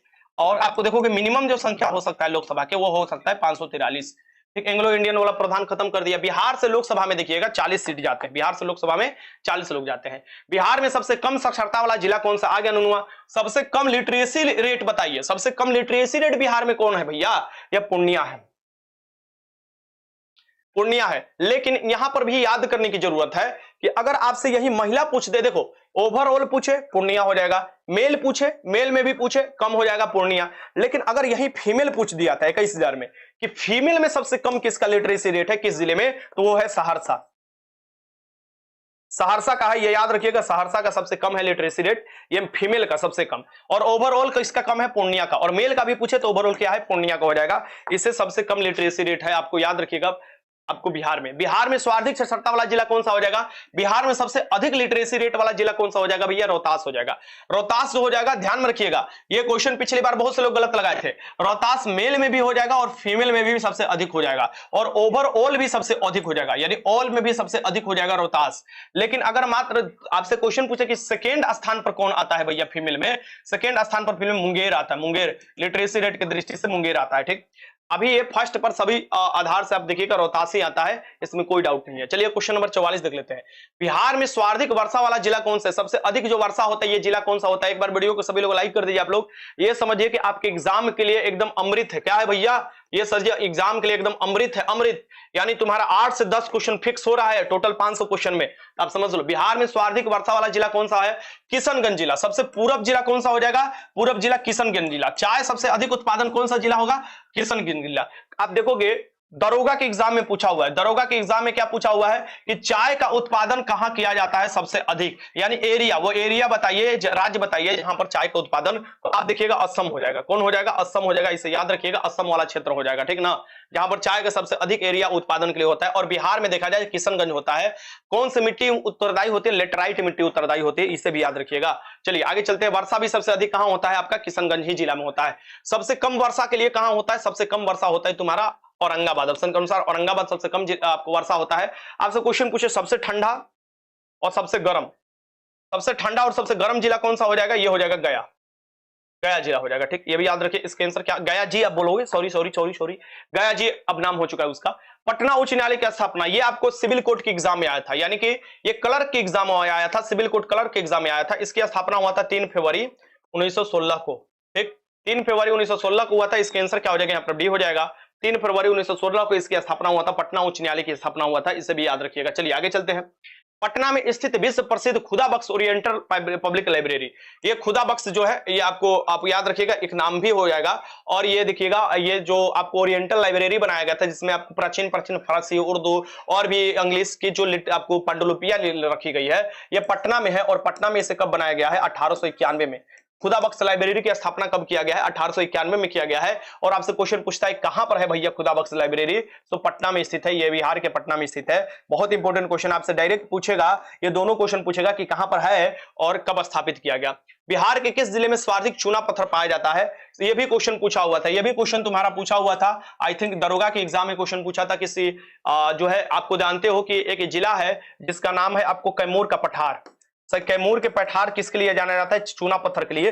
और कैमूर के पठार में आपको रोहतास भी आता है और कैमूर भी आता है, लेकिन चूना पत्थर के हिसाब से जो होगा ये आपको रोहतास का जो पठार हो जाएगा ये सबसे अधिक, यानी रोहतास वाला क्षेत्र में सबसे अधिक हो जाएगा चूना पत्थर। और चूना पत्थर का प्रयोग हम लोग कहां करते हैं? सीमेंट के निर्माण के लिए करते हैं। तो आपको पता होना चाहिए कि आपको डालमिया जो क्षेत्र था जहां पर सीमेंट, चमड़ा, डालडा का निर्माण किया करता था, यहां से आपको जाया करता था। आपको याद रखिएगा चूना पत्थर। 49 देखते हैं। निम्नलिखित में से ग्राम पंचायत का प्रधान कौन है? ग्राम पंचायत का प्रधान कौन होता है? आपसे क्वेश्चन क्या पूछा था? आपको दरोगा में आई थिंक क्वेश्चन पूछा था, नहीं, आपको सिविल कोर्ट क्लर्क में क्वेश्चन पूछा था कि पंचायती राज व्यवस्था यानी ग्राम पंचायत किस अनुच्छेद में है? तो आर्टिकल 40 में ये क्वेश्चन पूछा था, ठीक ना। ये क्वेश्चन ऐसे ही लिखने वाला था। तो निम्नलिखित में से ग्राम पंचायत का प्रधान कौन होता है भैया? ये मुखिया होता है। कौन होता है? ग्राम पंचायत का प्रधान जो होता है, ये ग्राम स्तर का जो होता है, इसका मुखिया जो होता है, आपको पंचायत की राज व्यवस्था के अंतर्गत चुनाव कराया जाता है। प्रत्येक 5 साल में चुनाव कराना होता है इन लोगों का। तो मुखिया का चुनाव होता है डायरेक्ट विधि से और इसका मुख्य मुखिया ही होता है। चलिए क्वेश्चन नंबर 50, कर्मनाशा, कर्मनाशा कहा जाता है श्रापित नदी है। ये जो होता है ना कर्मनाशा नदी, अगर हम देखें तो बिहार अगर ये हो गया, ये वाला यूपी वाला क्षेत्र हो गया, तो ये आप देखोगे ये पूरा इधर का यूपी क्षेत्र हो गया। तो इस तरीके से ये कर्मनाशा नदी बिहार और यूपी के बॉर्डर भी बनाती है। और जब वाराणसी से गंगा नदी लेकर हम लोग पानी आते हैं तो कहा जाता है कि कर्मनाशा नदी को पार नहीं करना है, नहीं तो वो आपको अशुद्ध हो जाती है, ठीक है ना। तो हम लोग क्या लाते हैं, पटना से लाते हैं या आपको दूसरा रूट पकड़ लेते हैं जिसमें कर्मनाशा नदी को नहीं पार करना पड़े, ठीक है। तो कर्मनाशा नदी ये तो यूपी और बिहार के बॉर्डर बनाती है। और कर्मनाशा नदी देखिएगा चौसा के निकट हो जाएगा। कहां पर आपको चौसा के निकट देखिएगा, ये देखने को मिलता है। कहां आकर मिल जाती है, गंगा में आकर मिल जाती है, ठीक ना। तो हम लोग ज्यादातर कहां से पानी लाते हैं, हम लोग ज्यादा बक्सर से पानी लाते हैं गंगा जी का, या कह सकते हो कि हम लोग आरा से लाएंगे, या आप कह सकते हो मतलब कि एक तरफ से बक्सर से ही लाया जाता है या पटना से लाया जाता है जो शुद्धिकरण के लिए पानी लाया जाता है। बिहार राज्य का प्रमुख त्योहार निम्नलिखित में से कौन सा है। तो बिहार राज्य का प्रमुख त्योहार का नाम बताना है, कौन होगा इनमें से। तो बिहार राज्य का प्रमुख त्योहार जो हो जाएगा ये छठ पूजा। और आपके दरोगा के एग्जाम में क्या पूछा था, मिलान करना था, और छठ पूजा में मां पार्वती का पूजा दिया हुआ था। तो ये थोड़े ना होगा, ये तो आपको सूरज की बहन होती है, उनकी आपको पूजा किया जाता है, ठीक ना। सूरज आपको देखिएगा तो इसके आंसर क्या हो जाएगा, यहाँ पर आपका सी हो जाएगा, सूर्य का पूजा किया जाता है। इसके आंसर क्या हो जाएगा, यहाँ पर आपका छठी मैया का पूजा किया जाता है, ये याद रखिएगा। यूनानी यात्री मेगास्थनीज ने अपनी पुस्तक इंडिका में पाटलिपुत्र को क्या कहा है। यूनानी यात्री आपको मेगास्थनीज ने कौन सा बुक लिखा था, इंडिका। और ये किसके समय में थे, चंद्रगुप्त मौर्य के समय में थे। किसके समय में थे, चंद्रगुप्त मौर्य, जो मौर्य वंश की स्थापना किए थे। चंद्रगुप्त मौर्य के समय में ये देखने को मिलता है। मौर्य वंश की स्थापना करते किसको, मौर्य वंश की स्थापना कौन करता है, चंद्रगुप्त मौर्य करते हैं। किसको, घानानंद को हराकर। और इसको देखिएगा पाटलिपुत्र के पोलीब्रोथा कहता है, क्या कहता है, पोलीब्रोथा कहता है उच्चारण। और आप जानते हो कि 80 खंभों का जो है आपको चंद्रगुप्त मौर्य के महल का भी आपको उल्लेख इसी में मिलता है, इंडिका नामक बुक में, जो कि आपको कुम्हरार में पड़ता है, पटना के कुम्हरार में वो अवशेष मिलता है। क्वेश्चन नंबर 53 देख लेते हैं। गया शहर किस नदी के किनारे स्थित है। तो गया जो शहर है ये किस नदी के किनारे स्थित है। गया को गया जी कहा जाएगा अब, और आपको क्या कहना है, अब गया जी कहना है, क्या कहना है, गया जी कहना है, ठीक ना। और गया जी जो है इस आपको कौन सी नदी हो जाएगा, फल्गु नदी पर हो जाएगा। फल्गु नदी के किनारे स्थित है गया जी, इसे भी याद रखिएगा। और यहीं पर आपको महात्मा बुद्ध के ज्ञान की प्राप्ति हुआ था। बिहार के सिल्क नगरी से कौन सा फेमस हो जाएगा, बिहार के सिल्क नगरी कहा जाता है इसे। यहां पर डॉल्फिन अभ्यारण्य भी स्थित है। साथ में देखिएगा कि यहां पर आपको विक्रमशिला विश्वविद्यालय भी पड़ता है। और ये कौन सा कहा जाएगा भैया, भागलपुर को कहा जाता है। भागलपुर को क्या कहा जाता है, सिल्क नगरी कहा जाता है। भागलपुर मुंगेर पहले किसका भाग हुआ करते थे, अंग महाजनपद के भाग हुआ करते थे, जिसकी राजधानी चंपा हुआ करती थी। इसका आंसर क्या हो जाएगा, यहाँ पर आपका डी हो जाएगा। राजकीय मछली किस मछली को घोषित किया है। तो तुम लोगों का मीठे पानी का मछली हो जाएगा। मीठे पानी यानी कि खारे पानी में नहीं ये होता है, मीठे पानी का जो मछली हो जाएगा इसे राजकीय मछली घोषित किया गया है।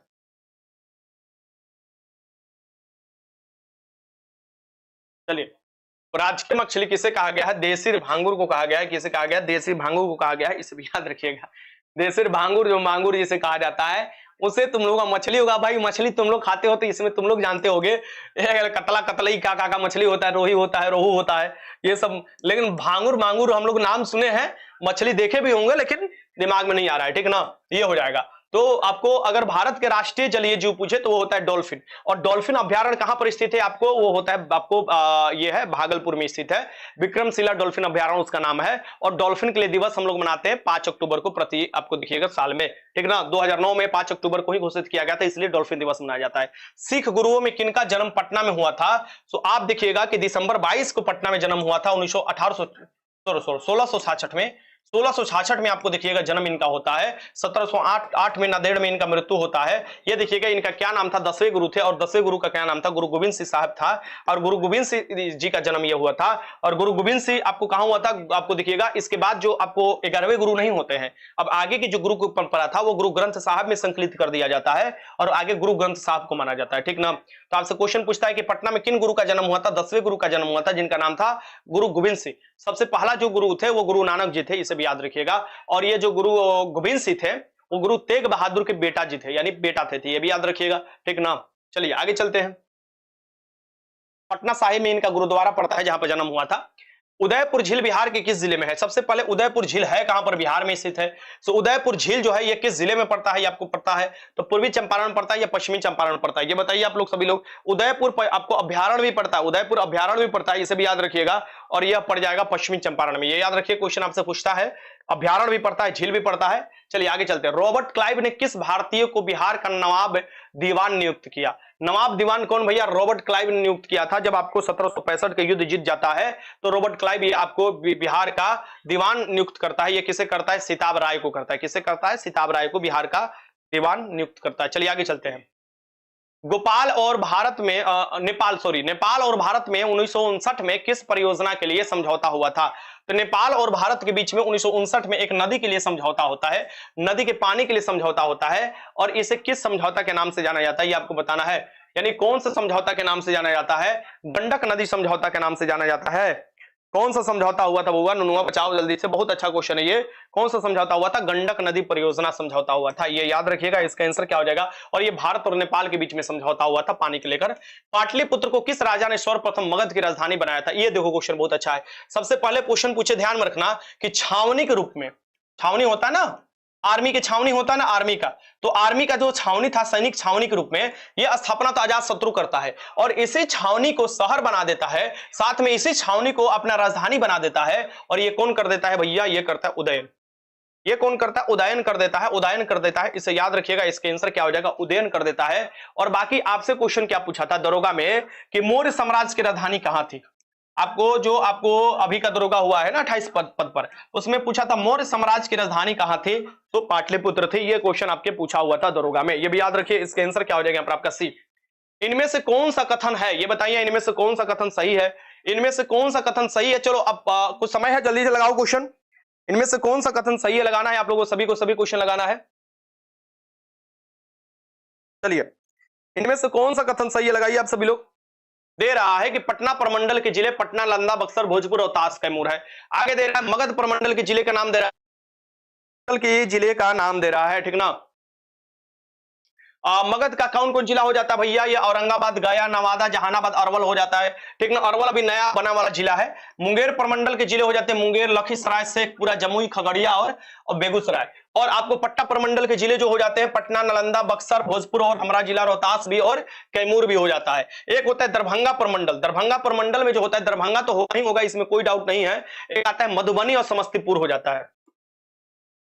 मधुबनी ना होगा भाई यहाँ पर, और समस्तीपुर हो जाएगा, समस्तीपुर हो जाएगा, इसे भी याद रखिएगा, समस्तीपुर हो जाएगा। ये आपको 3 जिले आ जाते हैं दरभंगा में, तो ये वाला गलत दिया हुआ है। टोटल 9 प्रमंडल है और आपको मिलान करने के लिए दे सकता है। हिंदी भाषा को हिंदी भाषा में विहार, देखो विहार से ही हम लोगों का अपभ्रंश निकला है, यानी उसका बिगड़ा हुआ रूप या आपको आगे का बना हुआ रूप बिहार निकला है, ठीक ना। तो बिहार जो है बिहार से निकला है, बिहार से। और विहार मतलब होता है बौद्ध मठ। बौद्ध भिक्षु जो यहाँ पर निवास करते थे उन्हें बौद्ध मठ कहा जाता था। और बौद्ध भिक्षु प्रवेश के लिए कितना उम्र चाहिए होता था? 15 वर्ष चाहिए होता। बौद्ध मठों में प्रवेश के लिए 15 वर्ष उम्र चाहिए होता था। ये हो जाता है बौद्ध मठ, क्योंकि बिहार में, यानी पहले इसे विहार इसलिए कहा जाता है बिहार वाला क्षेत्र का, क्योंकि यहाँ पर बौद्ध मठों की संख्या ज्यादा था। ऋग्वेद में से कीकट कहा गया है। क्या कहा गया है? कीकट कहा गया है। चलो आगे चलते हैं, क्वेश्चन नंबर 63। आजाद भारत में बिहार के प्रथम राज्यपाल कौन हुए? आजाद भारत यानी 47 के बाद तो बिहार का पहले राज्यपाल जो हुए हैं आपको जय रामदास दौलत राम हुए हैं, और श्री कृष्ण से जो हुए हैं बिहार के प्रथम मुख्यमंत्री हुए हैं, इसे भी याद रखिएगा। चलिए, विभाजन के बाद बिहार का क्षेत्रफल, तो क्षेत्रफल के हिसाब से बिहार आता है 12वें स्थान पर, आपसे क्वेश्चन पूछेगा। जनसंख्या के हिसाब से आता है बिहार अभी 3rd स्थान पर आता है, यानी तीसरे स्थान पर आता है, 3rd स्थान पर। लेकिन घनत्व के हिसाब से आता है आपको 1st स्थान पर। जो घनत्व है 1106 है बिहार का, ये भी याद रखिएगा। और आपको क्षेत्रफल पूछे तो 12वें स्थान पर 2.86% जो है पूरे भारत का क्षेत्रफल पड़ता है बिहार में। यह होता है 94,163 किलोमीटर स्क्वायर। इसका आंसर क्या हो जाएगा? यहाँ पर आपका बी हो जाएगा। चलिए आगे चलते हैं। विश्व शांति स्तूप बिहार में कहां पर स्थित है? बहुत वीवीआई क्वेश्चन है, एकदम टपकेगा क्वेश्चन। सेट में भी देखते हो इस टाइप के क्वेश्चन देखने को मिलता है। विश्व शांति स्तूप जो है ऊंचा स्तूप है, ये कहां पर पड़ता है तुम्हारा? ये पड़ता है राजगिरी में। कहां पड़ता है? राजगिरी में पड़ता है, इसे याद रखिएगा, राजगिरी में। विश्व में पहला गणतंत्र वैशाली किसके द्वारा स्थापित हुआ था? देखो, एक तो वैशाली गणतंत्र था, एक कौन था? मगध था, और एक कौन था? एक था आपका अंग। ये तीनों का तीनों जो था ये बिहार में पड़ता था बिहार में। 16 महाजनपद में बिहार में सबसे मजबूत महाजनपद हुआ करता था मगध, और मगध की राजधानी कहां हुआ करता था? राजगिरी। लेकिन वैशाली एक गणतंत्र हुआ करता था, यानी कि रिपब्लिक हुआ था, छोटे छोटे मिलकर बना होता था, आपको दिखेगा तो समूहों से। तो पहला गणतंत्र वैशाली किसके द्वारा स्थापित किया गया था? ये आपको क्वेश्चन पूछ रहा है। यानी देखो, वैशाली का नाम तो राजा विशाल का नाम पर पड़ा है, ये आप सभी लोग जानते हो, लेकिन ये गणतंत्र किसके द्वारा? लिच्छवियों द्वारा। लिच्छवियों द्वारा। इसका आंसर क्या हो जाएगा? बी, आपको डी हो जाएगा, लिच्छवियों द्वारा स्थापित किया गया। चलिए, कपिल वस्तु वो जगह है जहां पर क्या हुआ था भैया, यहां पर महात्मा बुद्ध के जन्म हुआ था, इसे भी याद रखिएगा। चलिए आगे चलते हैं। क्षेत्रफल की दृष्टि से बिहार के सर्वाधिक बड़े जिले कौन का समूह बताइए, और वही क्रम में यानी बड़ा से छोटा, छोटा फिर उससे छोटा। तो क्षेत्रफल की दृष्टि से बिहार के जो आपको जिले हैं उनका नाम बताना है। देखो 5228 किलोमीटर के हिसाब से सबसे पहले क्या आता है, 5228 किलोमीटर लगभग आपसे क्वेश्चन पूछेगा। 5228 किलोमीटर स्क्वायर जो है ये सबसे पहला जिला का क्षेत्रफल याद रखना। और ये हम बता रहे हैं ये जिला जो है वेस्ट चंपारण है। क्या है, वेस्ट चंपारण। 5228 किलोमीटर स्क्वायर जो है 5228 किलोमीटर। तो पश्चिमी चंपारण पहले पर हो जाएगा, दूसरे पर गया आएगा, तीसरे पर पूर्वी चंपारण आ जाएगा। इस तरीके से अगर देखा जाए तो आपको सबसे बड़े जिले का अवरोही क्रम यहाँ पर ये इस तरीके से हो जाएगा। सबसे बड़ा जिला हो जाएगा पश्चिमी चंपारण, फिर हो जाएगा गया, उसके बाद आपको पूर्वी चंपारण का नाम आता है। इस तरीके से आपको बढ़ते से घटते क्रम में आपको बताना है। चलिए आगे चलते हैं। भीम बांध अभ्यारण्य किस जिले में स्थित है? बिहार में अलग अलग जगह पर अभ्यारण्य स्थित है। सो भीम बांध पड़ता है तुम्हारा मुंगेर में। कहां पड़ता है? मुंगेर में पड़ता है, इसे याद रखिएगा। आपसे क्वेश्चन पूछे तो डॉल्फिन अभ्यारण्य कहां पड़ेगा? भागलपुर में पड़ेगा, इसे भी याद रखिएगा, ठीक ना। चलिए आगे चलते हैं। क्वेश्चन नंबर 69, भारत के किस राज्य में विश्व के प्रथम गणितज्ञ आर्यभट्ट का जन्म हुआ था? तो देखो ऐसे तो अभी जो नवीन आपको जो संस्करण निकाला जा रहा है इस समय, यानी जो रिसर्च पेपर निकाला जा रहा है नवीन, आर्यभट्ट ने जीरो की खोज किया था। आर्यभट्टीय सिद्धांत में आपको उन्होंने बताया है कि सूरज जो है केंद्र में है, सभी ग्रह उसको चक्कर लगाते रहते हैं, पृथ्वी अपनी धुरी पर घूमती है। ये सभी आर्यभट्ट पहले बता चुके हैं। और याद रखिएगा बड़े मैथमेटिशियन भी थे आर्यभट्ट। और आर्यभट्ट ने जो है ये माना जाता है बिहार में जन्म हुआ था, लेकिन नवीन शोध जो है अभी जो बताता, वैसे आपको बिहार ही लगाना है। कहा जाता है कि वो जो है आपको बिहार नहीं, वो गुजरात वाला स्थान था, लेकिन हमको अभी बिहार ही लेकर चलना है। देश रत्न डॉक्टर राजेंद्र प्रसाद का जन्म कब और कहां हुआ? तब हुआ। देश रत्न डॉक्टर राजेंद्र प्रसाद का जन्म हुआ था 3 दिसंबर को 1884 में, जीरादेई में हुआ था, सिवान में। यह हमारे भारत के प्रथम राष्ट्रपति थे। क्या थे? ये प्रथम राष्ट्रपति थे। साथ में रखिएगा ये प्रथम संविधान सभा अध्यक्ष भी थे, अस्थायी अध्यक्ष भी थे। ये याद रखिए। इसका आंसर क्या हो जाएगा यहाँ पर भी? सबसे अधिक दिनों तक यानी 1950 से लेकर 1962 के बीच में ये हमारे क्या रहे हैं? राष्ट्रपति रहे हैं। इसे भी याद रखिएगा, ये भारत के आपको राष्ट्रपति रहे हैं। ये आपको डायरेक्ट क्वेश्चन पूछेगा तो आपको लगा देना है। चलिए, गया के विष्णुपद मंदिर, गया में क्या है भैया? एक तो बोध गया जी हो चुका है, तो गया जी में आपको एक मंदिर पड़ता है विष्णुपद मंदिर, बहुत ही बड़ा मंदिर है। और इसे रानी अहिल्याबाई होलकर ने बनाया था। इसका आंसर क्या हो जाएगा यहाँ पर? रानी अहिल्याबाई ने बनाया था। इसका आंसर क्या हो जाएगा यहाँ पर? आपका बी हो जाएगा, बी। ये भी याद रखिएगा। तो आपसे क्वेश्चन पूछे तो ये आपको लगा लेना है। चलो ठीक है। विष्णुपद मंदिर पूछे कहां पर स्थित है, क्योंकि पिछली बार पूछा था कि कहां पर स्थित है, तो इस बार पूछ सकता है कि किसने बनवाया था, रानी अहिल्याबाई बनाया था। ये आपको डायरेक्ट क्वेश्चन दे सकता है। चलिए, पूरब से पश्चिम की ओर बिहार, बिहार नहीं हो जाएगा, यहां पर बिहार लिख सकते हो। पूरब से पश्चिम की ओर बिहार की लंबाई जो है ये आपको बताना है। पूरब से पश्चिम की ओर बिहार की लंबाई क्या होगा? यानी बिहार जो है ये आयतकार है, ठीक ना। पूरब में सबसे आपको जिला कौन हो जाएगा? आपको किशनगंज जिला हो जाएगा। पश्चिम में सबसे जिला कौन हो जाएगा? कैमूर जिला हो जाएगा। और ये जो लंबाई है पूरब से पश्चिम की ओर लंबाई, वो आपसे क्वेश्चन पूछ रहा है। फिर आपसे क्वेश्चन पूछेगा उत्तर से दक्षिण की ओर लंबाई, तो पूरब से पश्चिम की ओर लंबाई हो जाता है 483, यानी इसकी जो लंबाई है 483, क्योंकि आयतकार है ना, तो आयतकार में लंबाई बड़ा हो जाता है, तो ये आयतकार हो जाता है, तो ये हो जाता है 483 किलोमीटर में होता है, 483 किलोमीटर में होता है। और सबसे आपको उत्तरी जिला कौन सा होता है? पश्चिमी चंपारण। और सबसे दक्षिणी जिला यहां पर पड़ता है गया जिला, ये भी याद रखिए। यानी आप कह सकते हो कि सबसे बड़ा जिला जो है वो सबसे आपको उत्तर में स्थित है, और सेकेंड सबसे बड़ा जिला को जो है वो आपको सबसे दक्षिण में स्थित है, ये भी याद रखिएगा। और यहां पर आप कह सकते हो कि 483 हो जाएगा ये आपको, और आपको उत्तर से दक्षिण जो हो जाएगा ये आपको हो जाएगा, आपको ये हो जाएगा तुम्हारा क्या भैया? बताओ सभी लोग। 345 किलोमीटर। कितना हो जाएगा? 3 4 5, 345 किलोमीटर हो जाता है, 345 किलोमीटर। इस तरीके से आपको याद होना पड़ेगा। क्षेत्रफल तो 94,163 किलोमीटर स्क्वायर है, ये आपको पता होना चाहिए। झारखंड की सीमा को स्पर्श करने वाला बिहार जिलों की संख्या, देखो जिलों की संख्या पूछे तो 8 है झारखंड का। झारखंड पूछे, यूपी पूछे, यूपी को 8 जिला आपको। नेपाल पूछे 7 जिला। वेस्ट बंगाल पूछे 3 जिला। ठीक, इस तरीके से आपको स्पर्श करता है। अब ये क्वेश्चन पूछता है कि भैया ने झारखंड के साथ, क्योंकि झारखंड कब अलग हुआ है? तो 15 नवंबर को अलग हुआ है, तो कहीं ना कहीं हमारा पड़ोसी अब हो चुका है राज्य, ये 15 नवंबर 2000 को अलग हुआ है। कितना क्षेत्र लेकर? 45.86% क्षेत्र लेकर अलग हो चुका है। अब पूछे आप लोगों से कि झारखंड की सीमा स्पर्श करने वाले जिलों की संख्या कौन सा हो जाएगा? तो गया हो जाएगा, औरंगाबाद हो जाएगा। यानी आप देखो गया भी जिला करता है, औरंगाबाद, रोहतास, शेखपुरा, पूर्णिया, नालंदा, कटिहार, ये इस तरीके से आप देखिएगा, ये आपको हो जाएगा। रोहतास भी ये हो जाएगा, सॉरी, रोहतास होगा, औरंगाबाद होगा, गया होगा, नवादा होगा, जमुई होगा, बांका होगा, भागलपुर होगा, कटिहार होगा। अब जाकर सही लगा है। ठीक, टोटल 8 जिले जो हो जाएंगे, ये जाकर सी, अब जाकर सही लगा है, ठीक ना। टोटल 8 जिले हो जाएंगे।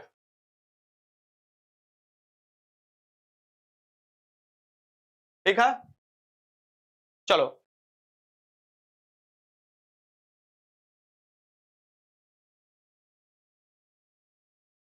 राजेंद्र पुल पूछ रहा है, राजेंद्र पुल किस नदी पर है जिसे मोकामा पुल कहा जाता है? क्या कहा जाता है? मोकामा। मोकामा मोकामा पुल के नाम से भी जाना जाता है। लंबा पुल है, ये गंगा नदी पर पड़ता है। कहां पर? गंगा नदी पर पड़ता है, इसे याद रखिएगा, आपसे क्वेश्चन पूछे तो। चलिए आगे चलते हैं क्वेश्चन नंबर 75। नालंदा विश्वविद्यालय को किस विदेशी आक्रमणी, नालंदा विश्वविद्यालय की स्थापना किसने किया था? ये आपसे क्वेश्चन पूछता है। कुमारगुप्त ने किया था। कुमारगुप्त फर्स्ट ने किया था, ये याद रखिएगा, कुमारगुप्त फर्स्ट ने आपको स्थापना किया था। लेकिन इसको खत्म किसने किया था? बख्तियार खिलजी। 1193 में आक्रमण करता है, 1193 में आक्रमण करता है और इसमें आग लगा देता है, जिसमें 3 महीने तक आग लगा था। और ये इसको ही नहीं करता है, विक्रमशिला, उदंतपुरी, ये सभी के सभी आपको विश्वविद्यालयों को खत्म कर देता है, ये आपको आग से जला देता है। इसका आंसर क्या हो जाएगा? सी। बिहार के किस साहित्यकार को भोजपुरी का शेक्सपियर कहा जाता है? भोजपुरी का शेक्सपियर किसे कहा जाता है? भोजपुरी का शेक्सपियर। तो भोजपुरी का शेक्सपियर कहा जाता है भिखारी ठाकुर को। किसे कहा जाता है? भिखारी ठाकुर को, ये याद रखिएगा। और मैथिली कोकिल विद्यापति को कहा जाता है, ये आप लोगों ने पढ़ा, ठीक ना। चलिए आगे चलते हैं। जाड़े के दिनों में किसके कारण बिहार में वर्षा होती है? जाड़े के दिन में, जाड़ों के दिन में देखिएगा कि आपको ज्यादातर पश्चिमी बिहार में, उत्तर पश्चिमी बिहार, या आप कह सकते हो कि ज्यादातर पंजाब और उत्तर पश्चिमी उत्तर प्रदेश में ये देखने को मिलता है। और ये जो जाड़े के दिन में होता है, ये होता है तुम्हारा पछुआ, वेस्टर्न डिस्टर्बेंस। पछुआ विक्षोभ माने पश्चिम की तरफ से विक्षोभ आता है, तो पछुआ विक्षोभ इसे कहा जाता है। वेस्टर्न डिस्टर्बेंस नहीं कहा जाता है पछुआ चलता लगता बारिश हुई, ये देखोगे इसे कहा जाता है पछुआ विक्षोभ कहा जाता है, ठीक ना। जिसमें बिहार में भी जाड़ों के दिन में वर्षा होने लगती है, ये पछुआ विक्षोभ के कारण। बिहार की प्रथम सिंचाई परियोजना कौन सी थी? सिंचाई परियोजना याद रखिएगा, नदी घाटी परियोजना नहीं, सिंचाई परियोजना। तो बिहार में प्राचीन में ही आप देखो, प्राचीन मतलब बहुत पहले ही आपको देखोगे एक सिंचाई परियोजना पड़ता है, जो कि सबसे पुरानी सिंचाई परियोजना है। सबसे पुरानी सिंचाई परियोजना आपके देखने को मिलता है। और 1873-74 में यह बनकर तैयार हो चुका था। 1873 में और 74 में ये बनकर तैयार हो चुका था। और जो सिंचाई परियोजना है, जिस पर आपको देखोगे इंद्रपुरी बैराज भी बाद में जाकर बनाया गया है। इंद्रपुरी बैराज भी, ये नहर निकाला गया था शुरू में ही 1873-74 में। ये सोन बहुउद्देशीय परियोजना हो जाएगा, ये सोन नदी वाला हो जाएगा, इसे याद रखिएगा। ये भी क्वेश्चन आपसे पूछे तो आप लोग लगा लीजिएगा, ठीक ना। सबसे प्राचीन में नदी का जो नहर निकाला गया था वो सोन से ही निकाला गया था, तो सोन हो जाएगा यहाँ पर आपका आंसर हो जाएगा। और इंद्रपुरी डैम भी जो डेहरी में बनाया गया है वो सोन पर ही बनाया गया है। प्रिजन डायरी जो है, प्रिजन में रहते हुए यानी जेल में लगते हुए आपको डायरी लिखे थे, और जेल में रहते हुए जो डायरी लिखे थे उनका क्या नाम है? जयप्रकाश नारायण नाम है। और इन्हें संपूर्ण क्रांति का नारा दिया था। और ये भी सिंहासन खाली करो जनता आ रही है, तो ये जो बोले थे, ये कौन बोले थे? जयप्रकाश नारायण को बोले थे। किसके लिए? इंदिरा गांधी के लिए। 80। नौ नालंदा महाविहार किसका स्मारक है? नौ नालंदा महाविहार में किसका स्मारक है, ये आपको बताना है। तो नौ नालंदा महाविहार तो देखोगे, इसमें आपको देखोगे दिखेगा आपको यात्रियों के सबसे राजकुमार कौन कहे जाते हैं? ह्वेनसांग कहे जाते हैं। और ह्वेनसांग नालंदा विश्वविद्यालय में आया भी था, पढ़ाई भी किया था, यहाँ से पांडुलिपि भी लेकर गया था, और उसे बहुत भव्य बताया था, यानी पूरे विश्व में सबसे बड़ा आपको बताया था विश्वविद्यालय। और आपको नौ नालंदा महाविहार में किसका स्मारक मूर्ति बना हुआ है? ह्वेनसांग का बना हुआ है। और नौ नालंदा विश्वविद्यालय जो है, इसको आपको देखिएगा कि पाली अनुसंधान के लिए जाना जाता है। किसके लिए जाना जाता है? ये पाली अनुसंधान के लिए जाने जाते हैं, इसे भी याद रखिएगा, पाली अनुसंधान के लिए इसे जाना जाता है, ठीक। इसका आंसर क्या हो जाएगा यहाँ पर आपका? ह्वेनसांग हो जाएगा, ह्वेनसांग हो जाएगा। आगे चलते हैं question number 81। Valmiki national park किस जिले में स्थित है बउआ? वाल्मीकि टाइगर रिजर्व जो है ये आपको किस जिले में स्थित है? वाल्मीकि टाइगर रिजर्व जो है ये आपको स्थित है पश्चिमी चंपारण में। कहां पर? पश्चिमी चंपारण में है। अब तो कैमूर टाइगर रिजर्व भी माना गया है आपको, जो बजट में अब देखिए कब उसे रेटिफाई कर देता है केंद्र सरकार। तो वाल्मीकि टाइगर रिजर्व भी एक आपको नया टाइगर रिजर्व हो जाएगा। वैसे बिहार में 2 टाइगर रिजर्व हो चुके हैं, एक वाल्मीकि हो चुका है और एक आपको कैमूर हो चुका है। तो आपसे क्वेश्चन पूछेगा कि कैमूर में कौन सा हो जाएगा? कैमूर रोहतास दोनों में आ जाएगा, कैमूर आपको अभ्यारण्य वाला क्षेत्र या आपको टाइगर रिजर्व वाला। चलिए, लोकनायक जयप्रकाश नारायण को भारत रत्न कब दिया गया था? तो लोकनायक जयप्रकाश नारायण को भारत रत्न जो दिया गया था ये 1999 में दिया गया था। कब दिया गया था? मरणोपरांत 1999 में इनको भारत रत्न दिया गया था, ठीक। अब 2001 में दिया गया था, बिस्मिल्लाह खां को दिया गया था। 2001 में किसको दिया गया था? बिस्मिल्लाह खां को दिया था, शहनाई वादक थे। राज्य के राज्यपाल को उसकी पद और गोपनीयता की शपथ कौन दिलाता है? तो राज्यपाल को उसकी पद और गोपनीयता की शपथ कौन दिलाएगा? चीफ जस्टिस ऑफ वही स्टेट का, यानी वही स्टेट का, यानी राज्य का उच्च न्यायालय के मुख्य न्यायाधीश, राज्य के उच्च न्यायालय के मुख्य न्यायाधीश दिलाते हैं। इसे याद रखिएगा। यानी मान लो कि बिहार में आपको राज्यपाल की नियुक्ति होना है, तो नियुक्ति तो राष्ट्रपति कर देंगे, लेकिन शपथ आपको बिहार के चीफ जस्टिस दिलाएंगे। इस तरीके से आपको होता है। बिहार केसरी किसे संबोधित किया जाता है? तो बिहार केसरी के नाम से कौन जाने जाते हैं? ये श्रीधर सिंह जाने जाते हैं, श्री कृष्ण सिंह जाने जाते हैं, श्री राम सिंह जाने जाते हैं, भीमराव अम्बेडकर कहकर जाने जाते हैं। तो बिहार के प्रथम जो मुख्यमंत्री हैं, फर्स्ट मुख्यमंत्री, इन्हें बिहार केसरी कहा जाता है। और यह भी याद रखिएगा, आजाद शत्रु के नाम से कौन जाने जाते हैं? आजाद शत्रु के नाम से राजेंद्र प्रसाद। क्वेश्चन नंबर 85, वो पहला मुगल शासक कौन था जिसके अभिलेख बिहार में मिले हैं? तो पहला मुगल शासक बताना है जिसका आपको जो अभिलेख है बिहार में मिले हैं और क्यों मिले हैं, आपको पता होना चाहिए। ये आपसे क्वेश्चन पूछ सकता है कि अभिलेख तो ठीक है मिला है, तो क्यों मिला है? तो आपको पता होना चाहिए कि दाऊद खान को 1574-75 में 1574-75 में आपको देखिएगा दाऊद खान, किसको? दाऊद खान को अकबर हरा देता है। किसको? दाऊद खान को अकबर हरा देता है। और ये जो क्षेत्र है पूरा का पूरा 1575 के समीप में, इसे मुगल प्रांत में मिला देता है। ये कौन हो जाता है? अकबर। ये देखिएगा, इसका विवरण मिलता है, कहीं कहीं पत्थर पर मिलता है, लिखा हुआ मिलता है, कागज पर मिलता है, बुक में मिलता है। इसलिए आपको पूछता है कि अभिलेख मतलब कि ये साक्ष्य जो मिलते हैं आपको पत्थर पर भी देखने को मिलते हैं। ठीक, तो अकबर का। क्वेश्चन नंबर 86, देश के सबसे बड़ा पशु मेला जो लगता है ये कार्तिक पूर्णिमा को लगता है। कब लगता है? कार्तिक पूर्णिमा को लगता है। इसे हरिहर नाथ के मेला भी कहा जाता है। क्या कहा जाता है? हरिहर नाथ के मेला भी कहा जाता है। और ये पशु का सबसे बड़ा मेला है। और ये कहां लगता है? आपको सोनपुर में लगता है। ये कहां लगता है? सोनपुर में लगता है। सोनपुर है। और सोनपुर कहां पड़ता है? यही क्वेश्चन पूछा था। तो ये सारण में, यानी सोनपुर का मेला कहां लगेगा? सारण में, छपरा में लगेगा। इसे भी याद रखिएगा, आपसे क्वेश्चन पूछता है तो आराम से लगा लीजिएगा। विश्व के सबसे बड़ा मेला है। वाल्मीकि टाइगर रिजर्व भारत का कौन सा टाइगर रिजर्व है? आ गया क्वेश्चन, देखते हैं तुम लोग कौन सा आंसर लगाते हो। चलो, वाल्मीकि टाइगर रिजर्व कौन सा, ये देखते हैं कौन नुनवा सही लगाता है। जो नुनवा सही लगाएगा उसको एगो मिठाई खिलाएंगे, ठीक ना? एगो एकदम खोआ की मिठाई लगले खिलाएंगे और एकदम लगले खिलाएंगे बउआ तोरा एकदम मिठाई। चलो बताओ इसके आंसर, और सर्च कर नहीं लगाना है अभी, रिसेंट समय में जल्दी से जो पहले लगाएगा ये बताओ ये कौन हो जाएगा इसका? लिख कर लगाओ, लिख कर, डेट लिख कर लगाना है आपको, मतलब रैंक। सरबजीत कुमार और दिलकुश कुमार, बहुत अच्छा। राणा कुमार, और ये सभी लोग आपको साथ में, आप देखिएगा अभिनंदन सबसे पहले लिख कर लगाया है, अभिनंदन। आप देखोगे रोशन कुशवाहा भी सही लगाया, श्रेयांशी सिंह गलत लगाई है, ठीक। हाँ, यहाँ पर मिस्टर रवीश कुमार ने सही लगाया 18। फिर देखिएगा शशि प्रकाश ने सही लगाया है, टुक्कू ने सही लगाया है। इस तरीके से अगर देखा जाए तो इन्होंने सही लगाया है। और ये 18वां टाइगर रिजर्व था। यह 1990 के दशक में आपको देखिएगा 1990-92 में इसे घोषित किया गया है 18वां टाइगर रिजर्व, यानी वाल्मीकि टाइगर रिजर्व को 18वां टाइगर रिजर्व घोषित किया गया था। और बिहार का यह पहला टाइगर रिजर्व था, बिहार का यह पहला टाइगर रिजर्व था और वाल्मीकि टाइगर रिजर्व को घोषित किया गया था। चलो तुम लोग मुंह बालो, मैं तुम लोग को मिठाई खिला देता हूं। कल काफी ज्यादा लोग मिठाई लाए थे, सिलेक्शन जिसका जिसका हुआ था बहुत अच्छे से सम्मान समारोह बीत गया। लो मिठाई खा लो, मुंह खोलो, लो फील करना मतलब कि मिठाई खा रहे हो, ये लो खा लो खा लो। वैसे तो मैं ही खा लेता हूं, तुम लोग तो हो नहीं नजदीक में कि खिला सकता हूं। सुबह से खाए भी कुछ नहीं है, खा लेते हैं, पानी पी लेते हैं, 1 मिनट।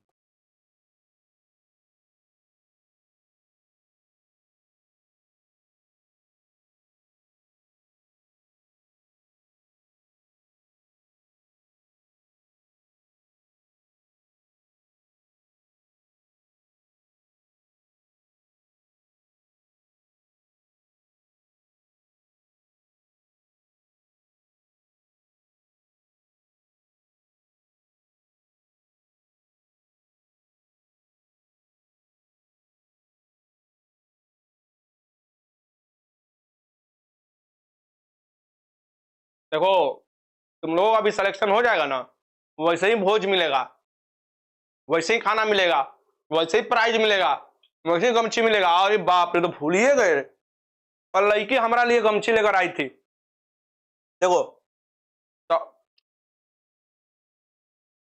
देखो गमछी बांध कर हो जाए बिहारी स्टाइल में, बिहार स्पेशल बिहारी स्टाइल में नहीं होगा तो कैसे होगा?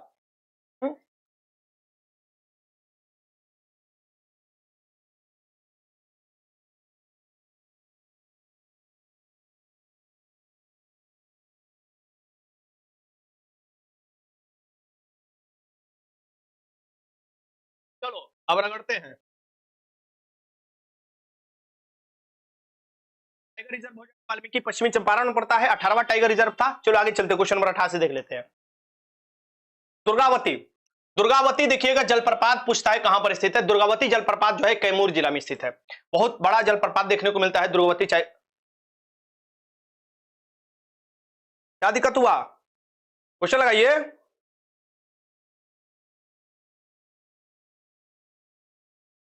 हाँ, तुम लोगों को भी मिलेगा, तुम लोग का सिलेक्शन हो जाएगा तो आओगे ना तुम लोग। देखो यही हमको दिक्कत लगता है, पढ़ाई करते हो तुम लोग। देखो कहां रखा गया? हॉस्टल पर हमने रखा था, यानी इतना जगह पर कि लड़का खोज खोज कर आया, और वही लड़का है वो जो जेन्युइन था। ये भीड़ वाले लड़के नहीं आए थे, जेन्युइन लड़के आए थे, और पूरा गर्दा मचा दिया गया कल। अब पूरा एकदम डांस सब हुआ भाई, पूछो मत। चलो आगे चलते, क्वेश्चन नंबर 89। दक्षिण गंगा के मैदान का ढाल किस ओर होता है? दक्षिण गंगा के मैदान, दक्षिण गंगा के मैदान जो होता है पश्चिम से पूरब की ओर। कैसा ढाल है? पश्चिम से पूरब की ओर, यानी पूरब की ओर नदी बहती है तो पूरब की ओर ही ढाल होगा। गंगा नदी तो पूरब की ओर ही बहने लगती है, तो पूरब ही ढाल होगा। आराम से ये तो लगा लोगे, कोई दिक्कत नहीं है। ये कैसा? एक मिनट रुक जाओ, क्या क्वेश्चन है? दक्षिण गंगा के मैदान का ढाल, ये देखो ये हो गया तुम्हारा मैदान। एक मिनट, और इस तरीके से आपको गंगा है, इस तरीके से आकर फिर झारखंड में चली जाती है, ठीक ना? तो अगर हम देखें क्या बोल रहा है कि दक्षिण गंगा के मैदान का ढाल कैसा है, तो आप कहोगे कि आपको दक्षिण से उत्तर की ओर है क्या? ये गंगा की जो ढाल है ये दक्षिण से नहीं, पश्चिम से पूरब की ओर। कैसा है? पश्चिम से आ रहा है और पूरब की ओर ढाल होते चला जा रहा है, तभी तो ये देखने को मिलता है ना।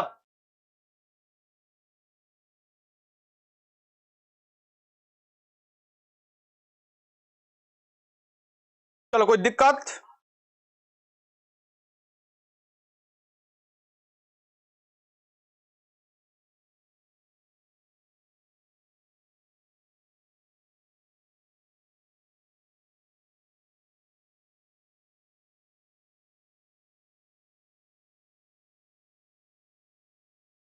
एक, इस क्वेश्चन को थोड़ा सोचो, इस क्वेश्चन को सोचने वाला चीज है।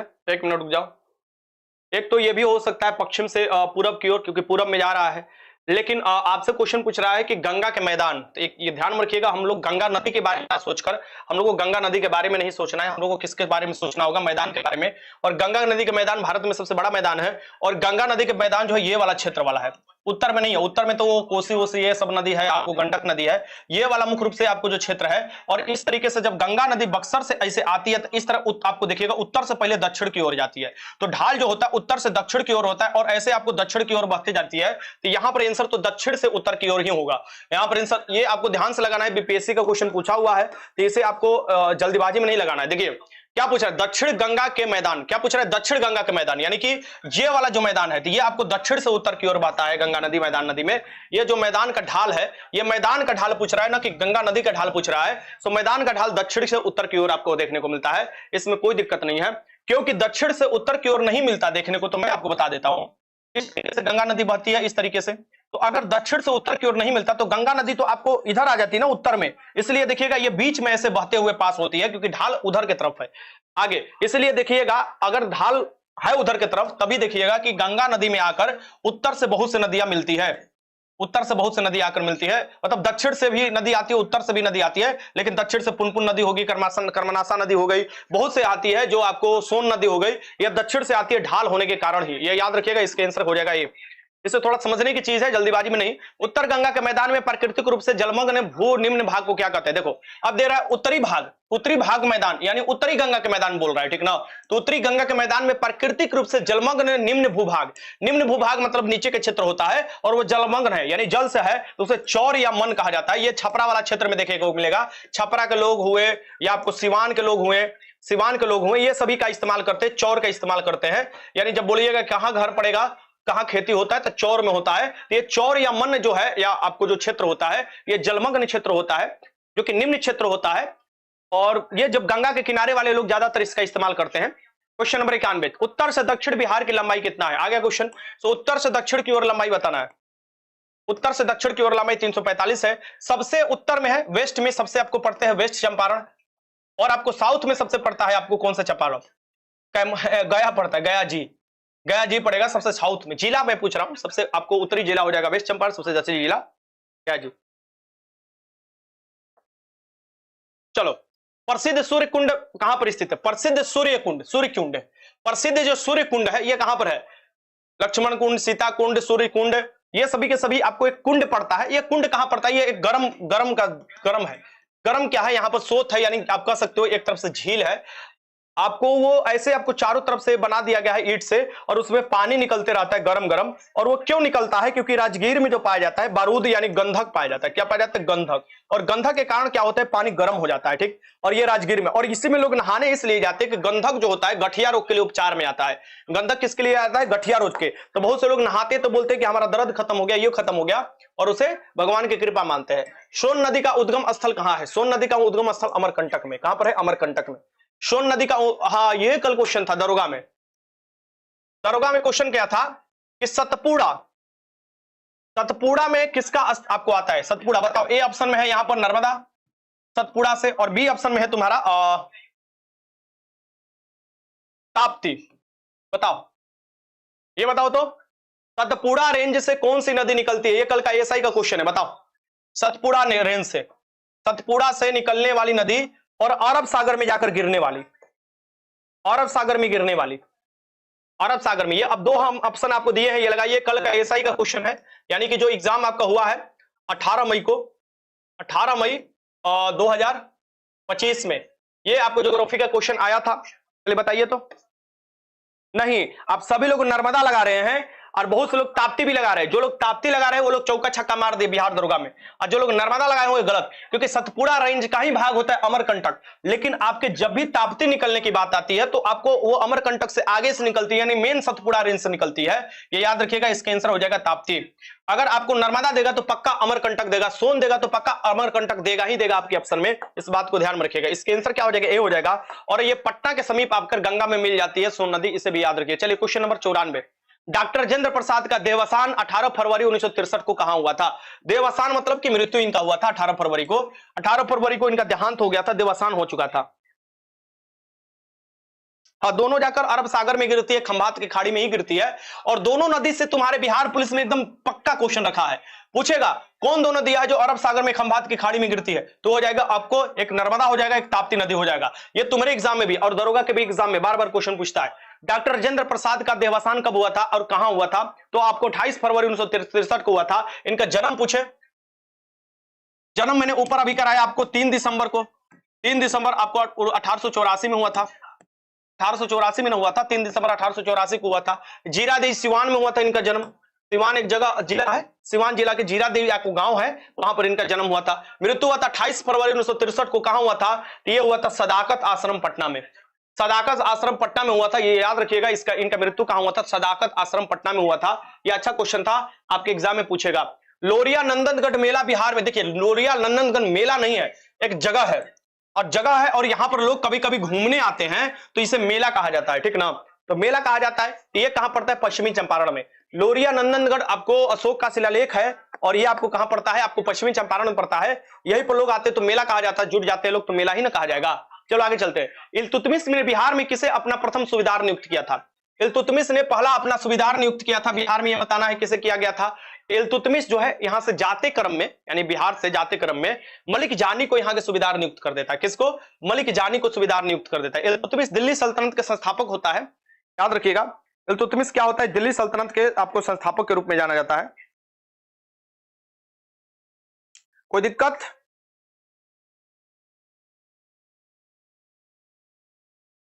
अच्छा तुम लोग बताओ तो, एक क्वेश्चन तुम लोगों का है, क्वेश्चन पूछेगा ये, 98वां टाइगर रिजर्व बताओ। ये बताओ 98 नंबर के टाइगर रिजर्व का नाम बताओ। ऑप्शन दे दे, कहां पर है बस आपको बता दो। बांधवगढ़, पाला, दूसरा हो जाएगा घासीदास, तीसरा हो जाएगा घासीदास होगा, तीसरा आपको लिख लो दुर्गावती, तीसरा, चौथा लिख लो पन्ना, पन्ना लिख लो। चलो बताओ तो क्या होगा इसमें, क्या होगा बताओ?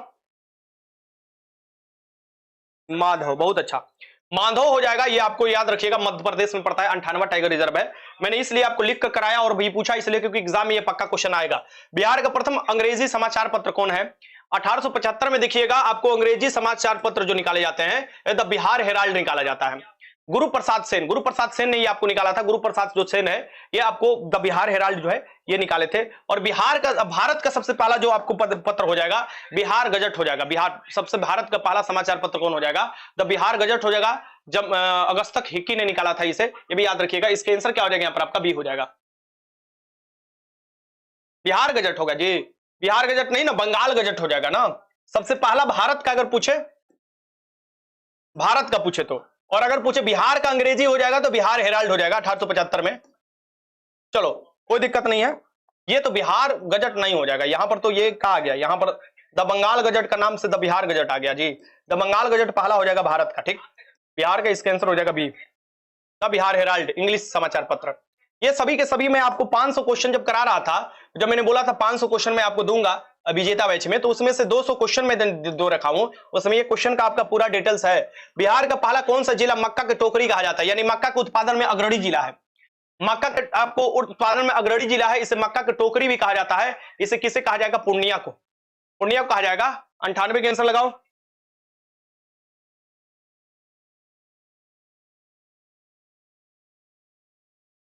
रोहतास को क्या कहा जाता है? धान के टोकरी, धान के टोकरी। पश्चिमी चंपारण में क्या होता है? गन्ना होता है सबसे अधिक, गन्ना, गन्ना, ठीक है। केला हाजीपुर के लिए प्रसिद्ध है, लीची आपको मुजफ्फरपुर में प्रसिद्ध है, मखाना आपको हो जाएगा दरभंगा, आपको मधुबनी में प्रसिद्ध है। ये सभी के सभी आपको पता है, यानी ज्यादा उत्पादन होता है। यहाँ पर पूर्णिया को कहा जाता है बिहार के मक्का के टोकरी कहा जाता है। मक्का का उत्पादन सबसे अधिक होता है बिहार के पूर्णिया में। 2011 की जनगणना के अनुसार बिहार में सर्वाधिक जनसंख्या घनत्व किसका है? तो 2011 जनसंख्या के अनुसार बिहार के जनसंख्या घनत्व वाला कौन सा आपको हो जाएगा? सबसे अधिक हो जाएगा तुम्हारा शिवहर हो जाएगा, सबसे अधिक शिवहर हो जाएगा। उसके बाद सेकेंड स्थान पर पटना आता है, सेकेंड स्थान पर। फर्स्ट स्थान पर कौन आता है आपको? शिवहर। एरिया में सबसे छोटा कौन हो जाएगा? शिवहर ही होगा, इसे भी याद रखिएगा। और सबसे कम जनसंख्या घनत्व पूछे तो, सबसे कम पूछे तो बताओ, कम हो जाएगा कैमूर, कैमूर सबसे कम हो जाएगा, इसे याद रखिएगा। जनसंख्या घनत्व के हिसाब से कैमूर सबसे कम हो जाएगा, सबसे अधिक शिवहर हो जाएगा। बिहार का कौन सा जिला चूना पत्थर उत्पादन के लिए प्रसिद्ध है? बिहार का कौन सा जिला आपको देखो 1106 होता है बिहार की जनसंख्या घनत्व, 1106 है ओवरऑल, याद रखिएगा। आपसे क्वेश्चन पूछे तो 1106 लोग प्रति किलोमीटर स्क्वायर में रहते हैं। बिहार का कौन सा चूना पत्थर के लिए, ये देखो ये क्वेश्चन था आपका दरोगा में, दरोगा में क्वेश्चन था कि आपको चूना पत्थर सबसे अधिक कहां उत्पादन किए जाते हैं? कैमूर के पहाड़ी वाला क्षेत्र हो जाएगा। और चूना पत्थर के लिए कौन जाने जाते हैं? रोहतास। ये क्वेश्चन रिपीट कर गया। जमुई को किसके लिए जाना जाता है? सोना उत्पादन के लिए,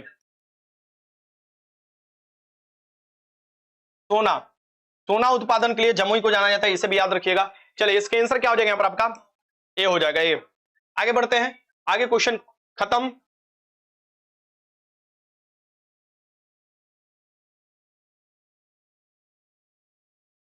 चलो थैंक यू। आपका यहां पर 100 नंबर का क्वेश्चन खत्म होता है। और बाकी बचा हुआ, मतलब कि बाकी बचा हुआ जो है और कितना क्वेश्चन बचा? 400 क्वेश्चन बचा। ये इजी से मॉडरेट लेवल का आपका क्वेश्चन खत्म हो गया।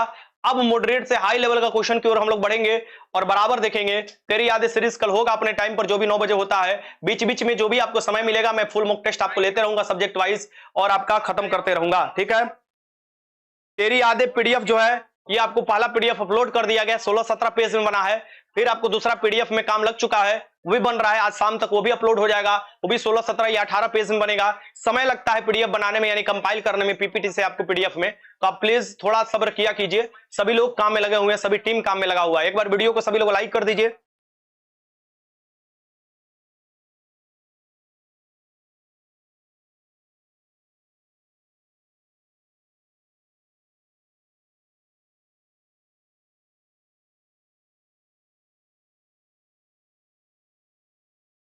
चालक बैच अभी नहीं स्टार्ट होगा, चालक बैच तभी स्टार्ट होगा जब भर्ती आएगा, ठीक। अभी नहीं, जितना आपको उसमें वीडियो दे दिया गया उसे पढ़ो, उससे आपको अच्छा खासा क्वेश्चन का रिवीजन हो जाएगा, अच्छा खासा ये चीज हो जाएगा, ठीक। अब वो होगा तभी आपका जब आपको भर्ती आएगा। पहले जो है सामने उसे खत्म करो। उसमें आपको अच्छा खासा मैंने लेक्चर ले रखा है, पढ़ाई करा रखा है, अच्छा खासा सिलेबस आपका खत्म करा चुका हूं। उतना भी कर लोगे तो बहुत है। चलो ठीक है, बढ़िया से तैयारी करते रहो, टेस्ट लगाते रहो।